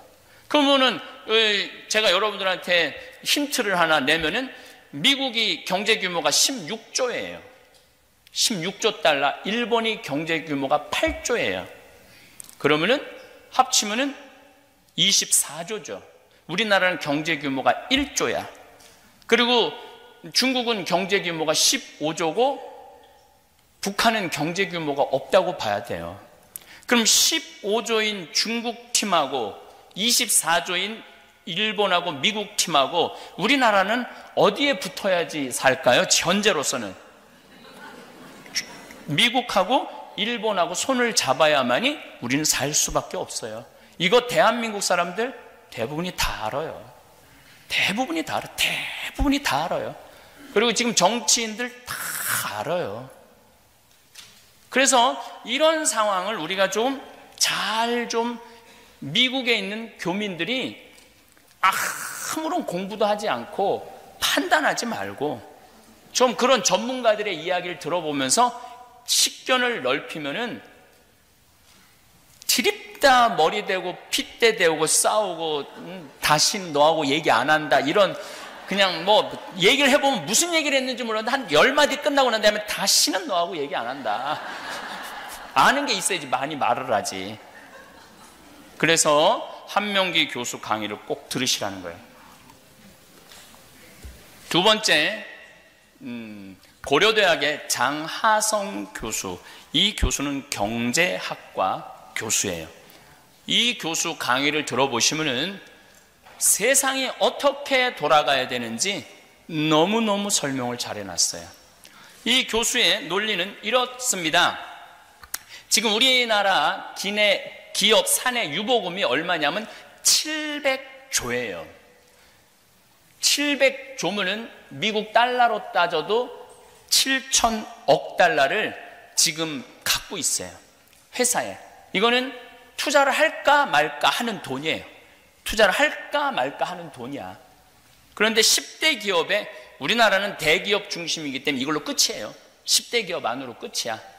근데 이 지금 대기업이 700조를 가만히 놔두고 있어요. 다시 재투자도 하지 않고 뭘 하려고 노력하지도 않아요. 어떻게 될지 모르니까. IMF에 대한 아픔이 있으니까. 근데 이 장하성 교수의 이야기는 700조 중에 적어도 200~300조는 세금으로 뺏어와야 된다는 거예요. 그래서 세금으로 뺏어와서 누구한테 혜택을 줘야 되냐면 대학생들 무상교육 시켜야 된다는 거예요. 그러면은 유럽은 대학생들 무상교육 시키나요? 안 시키나요? 무상교육 시킵니다. 유럽은 우리 신부들이 대부분이 어디로 유학을 가느냐 하면 다 유럽으로 유학을 가요. 왜 유럽으로 유학을 가느냐 하면 학비를 안 내니까. 기숙사비만 내면 되니까. 근데 기숙사비는 아무 문제가 없어. 수녀원에 가서 미사만 해주면 다 해결돼. 공짜로 재워주고 먹여주고. 그래서 신부 열이 유럽으로 유학을 가면 한 명이 미국으로 와요. 근데 난 주교님한테 가갖고 10명 중에 5명은 미국으로 보내야 된다는 거예요. 돈이 많이 들어도. 왜 미국으로 보내야 되느냐면 모든 학문의 주도권은 지금 미국이 갖고 있거든요. 유럽이 갖고 있는 게 아니야. 근데 이 모든 정보가 영어로 쏟아져 나오는데 유럽에서 공부하고 온 신부는 새로운 정보를 읽을 수가 없어요. 영어로 나오기 때문에.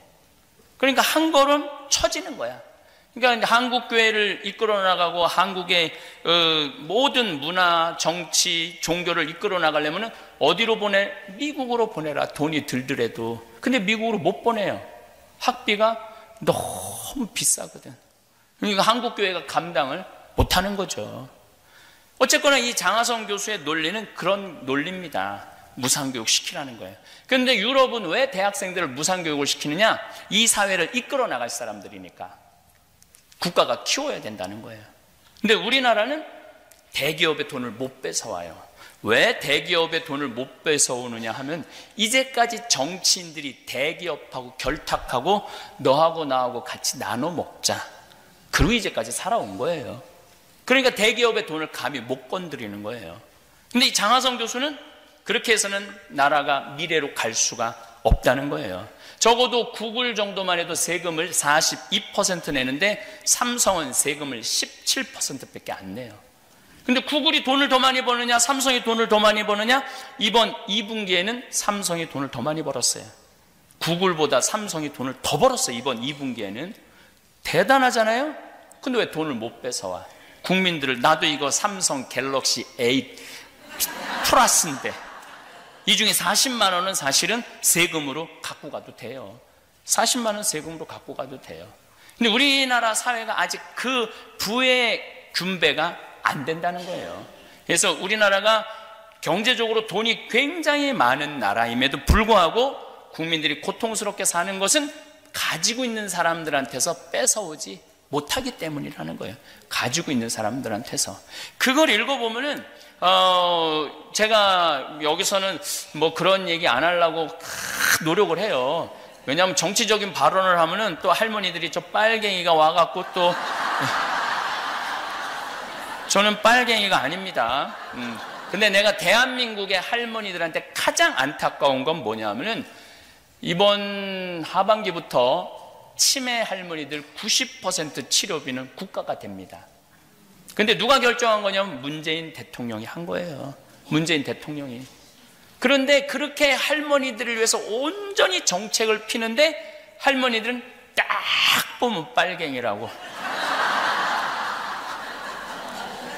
지난 10년간 대통령들은 할머니들을 위한 치료비 국가에서 안 대줬어요. 그런데 90% 이번 하반기부터 실시합니다. 그러니까 가지지 못한 사람들한테 해야 된다는 거예요. 그게 나라가 똑바로 가는 길이라는 거예요. 또 우리나라는 지금 최저 기초 노령연금이 20만 원이에요. 20만 원.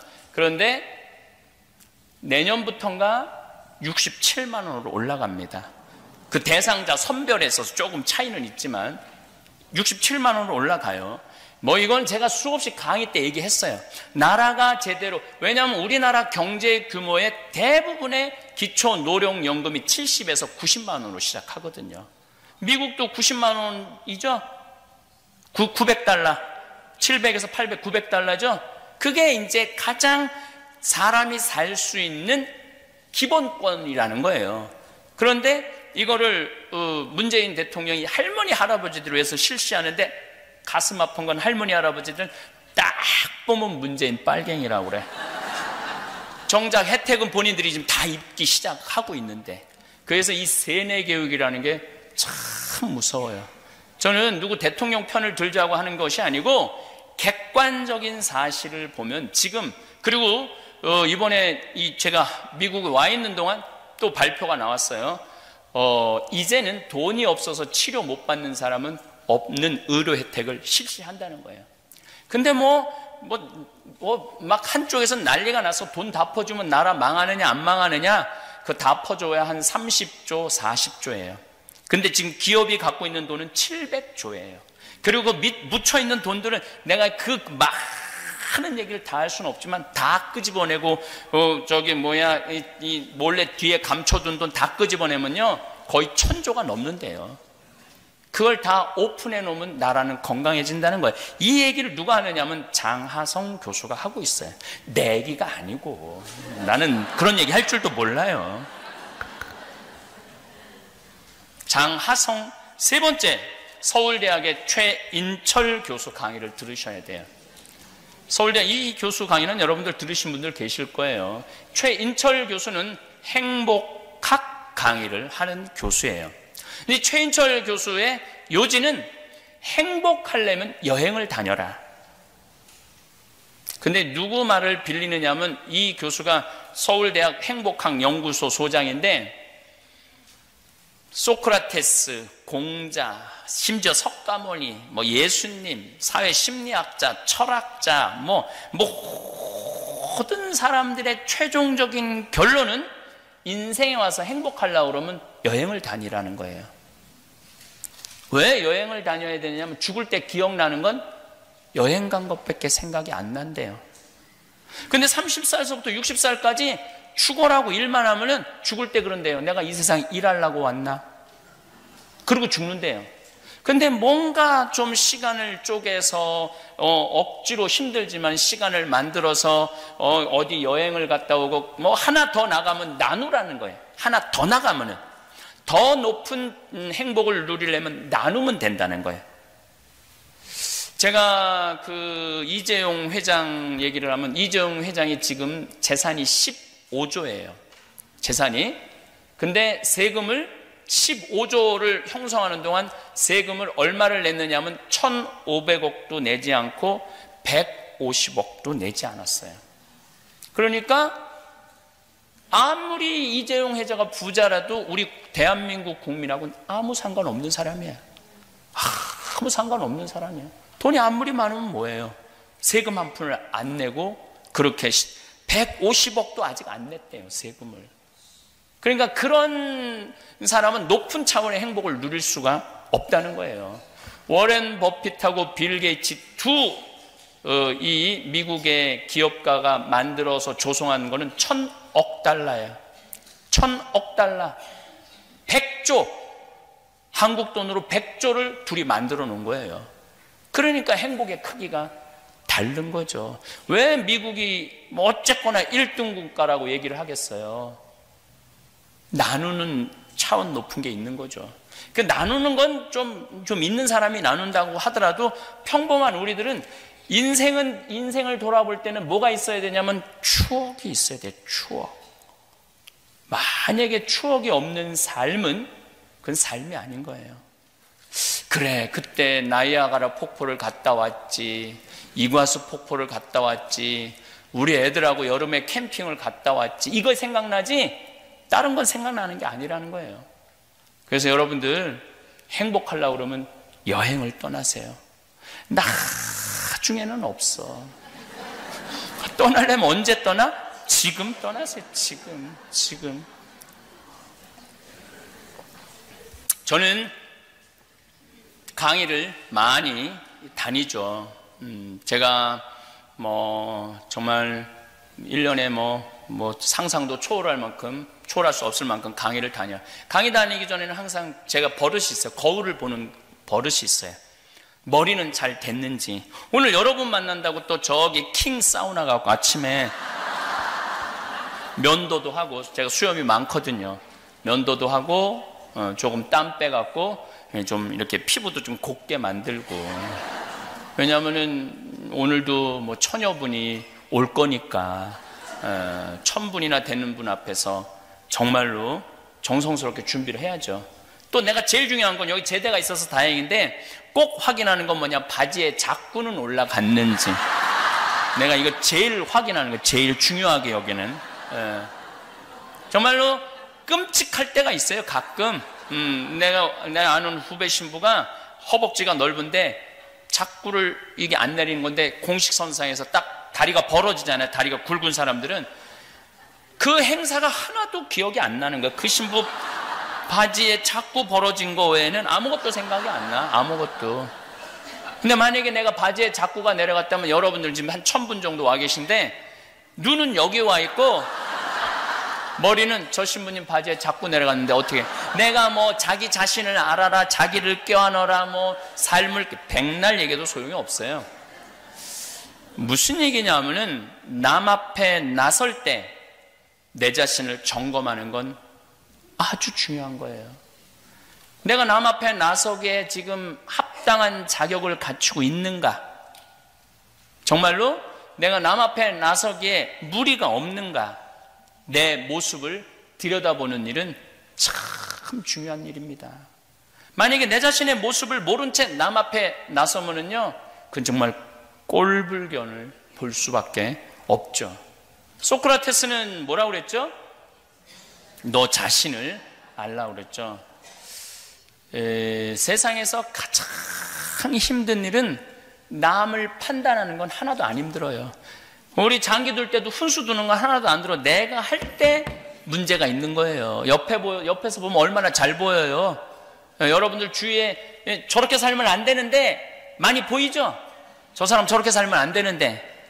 근데 정작 내 모습을 제대로 들여다보는 일은 참 어려운 일이에요. 내 모습을. 내가 이렇게 폭삭 망하는 사람들을 보면은 끝까지 자기가 잘났대. 끝까지 아무리 옆에서 충고를 해도 안 들어요. 그리고 폭삭 망하고 완전히 아무것도 없을 때, 그때 자기의 모습을 들여다보는 경우가 참 많더라고요. 부처님은 뭐라고 그랬냐면, 자기 자신이 누군 줄 아는 사람은 부처고 자기 자신이 누군지 모르면은 중생이라고 그랬어요. 여기도 아마 내 생각에는 중생도 많이 앉아있고 부처도 많이 앉아있을 거예요. 그건 기준은 딱 하나예요. 항상 내가 어떤 사람인지 들여다보는 거, 이게 참 중요합니다. 예수님은 뭐라고 그러셨느냐면 남의 눈에 있는 티끌 꺼낼 생각하지 말고 네 눈에 있는 들보 꺼내라는 얘기 하시죠. 근데 우리는 내 눈에 있는 들보가 그렇게 안 보여요. 그러면은 내가 내 자신을 들여다보는 일이 너무너무 힘들다면 차라리 쉬운 방법이 있어요. 남이 나를 들여다보는 걸 듣는 거. 이건 참 중요한 거거든요. 그래서 뭐가 필요하냐면 멘토가 필요한 거예요. 나를 판단해 줄 수 있는 나의 멘토, 내가 지금 잘 살고 있나 못 살고 있는가를 지적해 줄 수 있는 멘토가 우리는 꼭 필요해요. 근데 그런 멘토 몇 명이 있어야지 실패하지 않느냐면 3명은 있어야 되네. 적어도 3명. 너무 많으면 복잡하고, 1명은 위험하고. 그 대표적인 멘토가, 위험한 멘토가 최순실이라고 있죠. 굉장히 위험한 멘토죠. 저는 멘토가 참 많습니다. 저한테 충고해 주는 분들도 많고, 저를 걱정해 주는 분들도 많고, 저를 위해서 기도해 주는 분도 많은데, 저는 공식적으로 제가 얘기하고 있는 멘토는 3명이 있어요. 첫 멘토는 나보다 3살 많은 교수죠. 그래도 꽤 공부한, 유학한 교수의 사회복지를 공부한 교수인데, 생태마을에 1년에 2번은 꼭 와요. 그래서 저하고 하룻밤을 자고 가요. 얘기를 참 많이 해줘요. 그리고 저는 카톡이라는 걸 안 해요. 카톡이라는 걸 안 해요. 왜 카톡을 안 했냐면 내 멘토들이 나한테 하는 말이 너는 카톡하면 안 된다. 그래서 저는 카톡이 뭔지 몰라요. 사실은 어떻게 들어가고 어떻게 열어보는지를 몰라요. 왜냐면 멘토들이 하지 말래니까. 왜 하지 말라고 하는지 날 잘 몰라. 근데 하지 말래. 그래서 안 해요. 근데 어쨌든 이 신부님은 저한테 좋은 글이 있으면 내가 카톡이 안 되기 때문에 그걸 다 풀어서 내 휴대폰에 보내주세요. 좋은 글, 묵상할 수 있는 글, 이런 것들은 꼭 보내주세요. 그리고 이렇게 대화를 하면은 정말 영적으로 얼마나 좋은 시간을 보내는지 몰라요. 내가 한참 뜰 때, 지금 뜰 때는 한 2007년 그전에도 유명한 강사긴 했는데 방송에 뜨기 시작한 건 2007년부터. 근데 그 형님이 우리 평창에 와서 하룻밤을 주무셨어요. 저는 나를 찾아오는, 우리 평창이 굉장히 멀거든요. 나를 찾아오는 신부들은 항상 안방을 내줘요. 내 손님이니까. 그리고 나는 거실에서 잠을 잡니다. 안방을 내주고 이렇게 누워서 잠을 자려고 그러는데 문을 열고 나와서 황 신부 안방 좀 들어와 봐, 딱 그러더라고요. 들어가 보더니 자, 양복을 걸어놓는다고 내 옷장을 벗었는데 양복이 14벌인가 15벌이 있었어요. 네, 이렇게 말하더라고요. 예수님은 옷을 한 벌만 입고 다니라고 그랬는데 왜 너는 14벌이나 양복이 있어야 되느냐. 네가 이제 유명해졌다고 건방지고 네가 가지고 있는 게 너무 많구나, 딱 지적을 해주더라고요. 봄, 여름, 가을, 겨울 4벌이면 되지, 이렇게 많은 양복이 너한테 왜 필요하느냐고.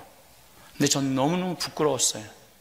내 멘토가 그런 걸 지적해 줄 때. 그래서 그 양복 다 나눠줬어요. 내 몸에 맞는 사람 찾아서 나눠주느냐고 정말 힘들었어요. 내가 원래 몸이 너무 작아갖고 입으면 다 안 들어가.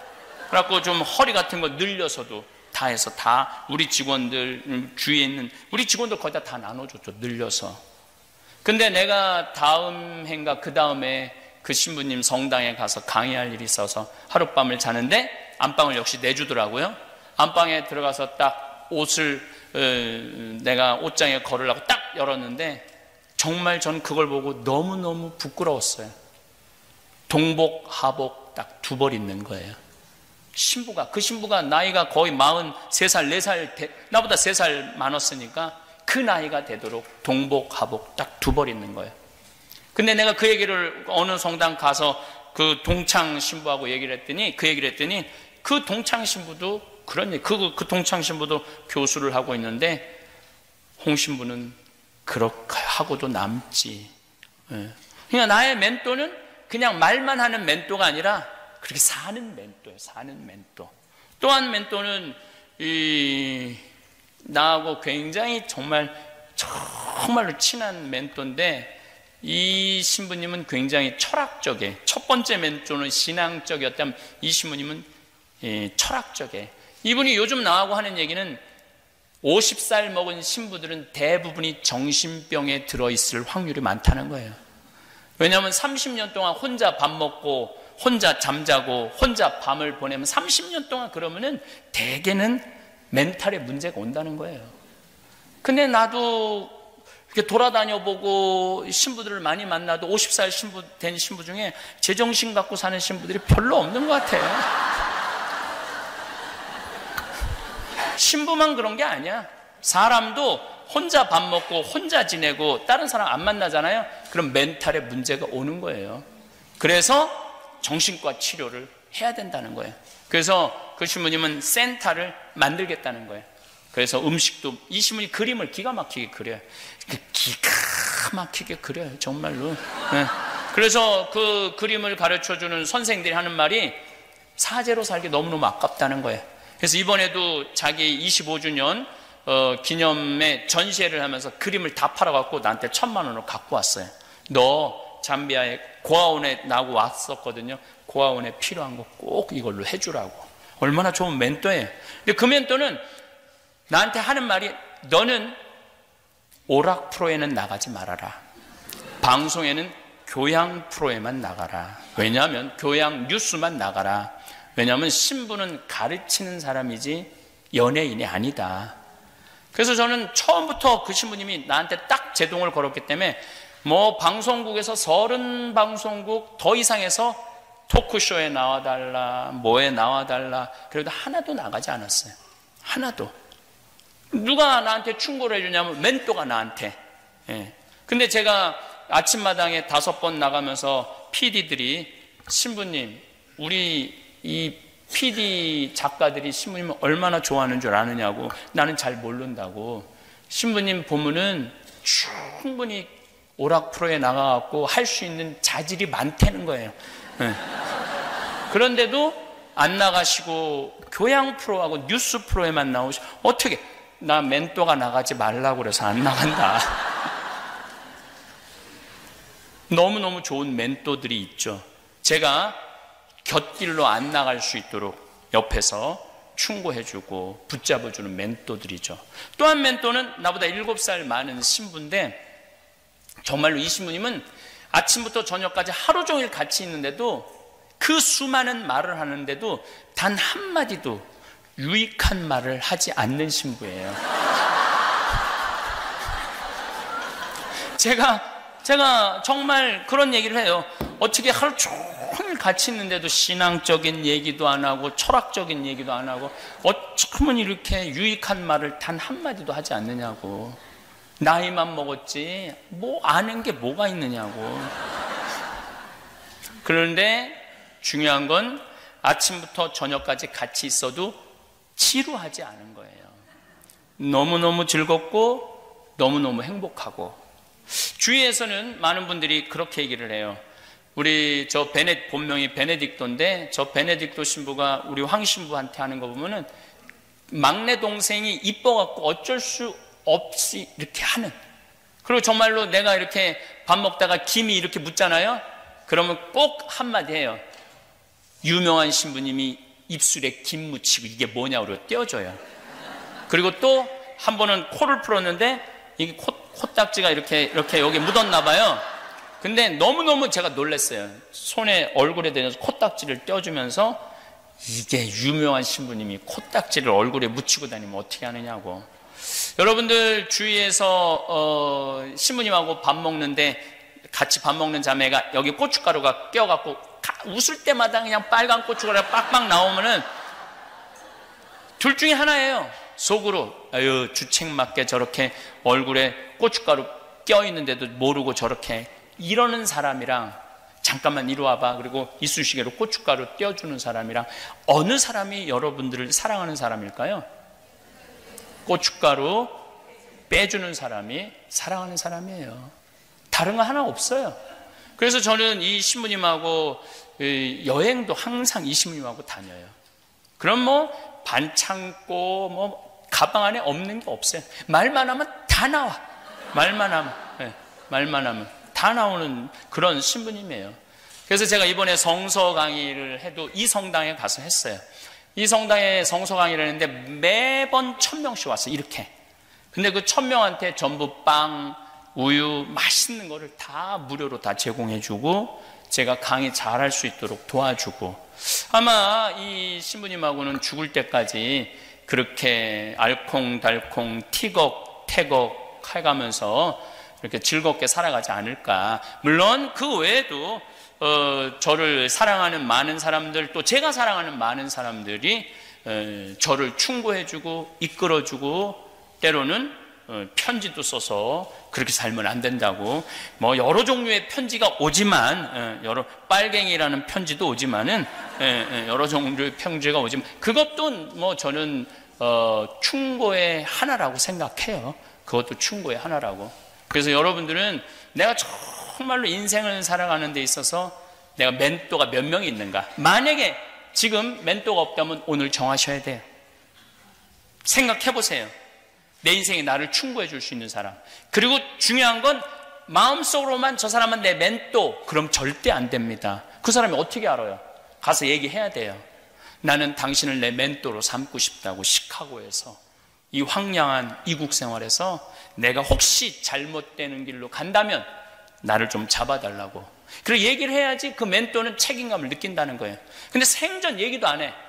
그런데 얘기를 안 하는 사람한테 누가 너무 사랑해서, 자매님 요즘 자매님 보니까 좀 옷도 입고 다니는 게 좀 이상하고 좀 이상해, 헛바람이 든 것 같아, 자매님 좀 똑바로 좀 살았으면 좋겠어. 정말로 사랑해서 그랬는데 멘토라는 걸 지정해 주지 않을 때는 네가 뭔데, 똥 묻은 겨가 겨 묻은 겨 뭐라고 그러듯이 네가 뭔데, 너나 잘 살아, 이렇게 돼요. 근데 내가 딱 멘토를 정해놨, 당신 나 멘토 해달라고 그러는데 그 멘토가 충고해 줄 땐 기분이 안 나빠요. 한번 돌아보게 되죠. 그렇죠? 그래서 멘토라고 분명히 얘기를 해줘야 된다는 거예요. 내 마음의 멘토는 당신이라고. 그러면은 지켜보는 눈이 남다르다는 거죠. 기분 나쁘게 지켜보는 게 아니라 아주 기분 좋게 지켜볼 수 있다는 거죠. 제가 청국장 가루를 갖고 왔는데 다 팔렸어요. 청국장 얘기를 좀 하면은, 여러분들 유튜브 보시면은 청국장의 놀라운 효능을 보시면은 뭐 수많은 좋은, 요새 논문이 굉장히 좋은 게 많이 나오거든요. 근데 요즘 또 청국장도 다 영어로 써요. 영어로. 그래서 이 청국장 만드는 사람들은 다 저 시골 사람들인데 영어로 논문을 쓰니 어떻게 알아봐. 근데 나는 또 우리 직원들이, 유학하고 온 직원들이 있어서 다 번역해라고 갖고 오라고 해서 난 봐요. 그러니까 아주 너무너무 좋더라고요. 그리고 청국장이 아주 군내가 나면은 썩은 거예요. 부패균, 부패취라고 그래. 근데 어렸을 때 여러분들 청국장 하면은 어머니가 아랫목에다가 참 보재기 쌓아갖고 소쿠리에다가 그냥 온 집안의 냄새가 진동을 해야지 청국장 떴다고 그러잖아요. 썩은 거예요. 바실러스균은 어느 정도 발효를 하다가 이게 활성화가 극에 달하면 그때부터는 자기네들끼리 잡아먹고 썩기 시작해요. 우리 청국장 가루 갖고 냄새 안 난다고 그러는 분들이 있는데 냄새 나면 안 돼요. 그때부터는 청국장으로서 생명이 끝난 거예요. 그래서 우리 청국장은 청국장 어떻게 먹는 방법 좀 알려주세요, 이런 분들 많아요. 방법은 청국장 포장지에 잘 쓰여 있어요. 그래서 잘 읽어보시고 그대로 드시면은 굉장히 좋으실 겁니다. 역사에 대한 민중의식은 민중, 즉 일반 대중이 역사를 어떻게 인식하고 그 역사적 경험을 바탕으로 사회 변화와 정치적, 사회적 움직임에 어떻게 대응하는지를 의미합니다. 이는 역사적 사건들이 민중의 삶에 어떤 영향을 미쳤는지, 그리고 민중이 역사 속에서 어떤 역할을 했는지를 이해하는 데 중요한 개념입니다. 역사에 대한 민중의식은 민중을 역사의 주체로 바라보는 시각에서 출발합니다. 전통적으로 역사는 왕이나 정치 지도자 등 엘리트 중심으로 서술되는 경우가 많았지만 근현대 역사학에서는 민중이 역사 변화의 주체로 등장합니다. 민중의식은 민중이 단순히 피지배층이나 수동적인 존재가 아니라 사회 변화와 혁신의 중요한 동력이라는 인식을 반영합니다. 예를 들어 프랑스 혁명, 한국의 3.1운동, 4.19 혁명, 광주 민주화 운동 등은 민중이 사회적, 정치적 변화를 이끌어낸 대표적인 사례입니다. 이처럼 역사 속에서 민중의 역할은 단순한 배경이 아니라 중요한 주체로서 자리매김합니다. 민중의식은 종종 저항과 변혁의 역사로 드러납니다. 민중은 역사 속에서 억압과 착취를 받는 경우가 많았고, 이에 대한 저항은 여러 혁명적 사건들로 나타났습니다. 이런 저항의 역사는 민중이 자신의 권리와 자유를 찾고 불의와 부당함에 맞서 싸우는 과정의 집합체라고 할 수 있습니다. 노동운동, 농민운동, 시민저항 등이 그 예로, 이러한 운동들은 기존의 권력 구조에 도전하며 사회적 정의를 실현하려는 민중의 강력한 의지를 보여줍니다. 민중은 그들의 집단적 행동을 통해 사회적 변혁을 이끌어내며 역사의 흐름을 바꾸는 데 기여합니다. 역사에 대한 민중의식은 또한 민중의 고통과 희생을 강조합니다. 전쟁, 식민지배, 경제 불황, 독재 등 역사적 사건들은 주로 민중이 그 피해를 감당하는 경우가 많았습니다. 한국의 경우 일제강점기 동안의 식민지배나 한국전쟁 이후의 군사 독재 정권 아래서 많은 민중이 희생당하고 고통을 겪었습니다. 이러한 고통의 역사 속에서 민중은 단순히 피해자가 아니라 그 고통을 극복하고 새로운 사회를 만들기 위한 저항과 회복의 주체로 기능했습니다. 민중의식은 이러한 고난을 기억하고 더 나은 미래를 위해 어떻게 대응할지를 고민하는 과정에서도 중요한 역할을 합니다. 역사적 기억은 민중의식의 중요한 부분입니다. 민중은 자신들이 겪은 역사적 사건과 그 기억을 공유하며 이를 통해 집단적 정체성을 형성합니다. 이러한 역사적 기억은 민중이 자신들의 정체성을 재확립하고 사회적 연대감을 강화하는 데 기여합니다. 예를 들어 한국의 경우 5.18 광주 민주화 운동, 6월 항쟁과 같은 역사적 사건들은 민중의 저항 정신과 민주화 열망을 상징하며 그 기억은 현재의 민주주의를 유지하는 중요한 원동력이 되었습니다. 민중은 이러한 역사를 통해 자신들이 속한 사회의 가치와 목표를 재정의하고 지속적으로 사회 변화에 기여합니다. 민중의식이 반영되면서 역사 서술이 방식도 변화해 왔습니다.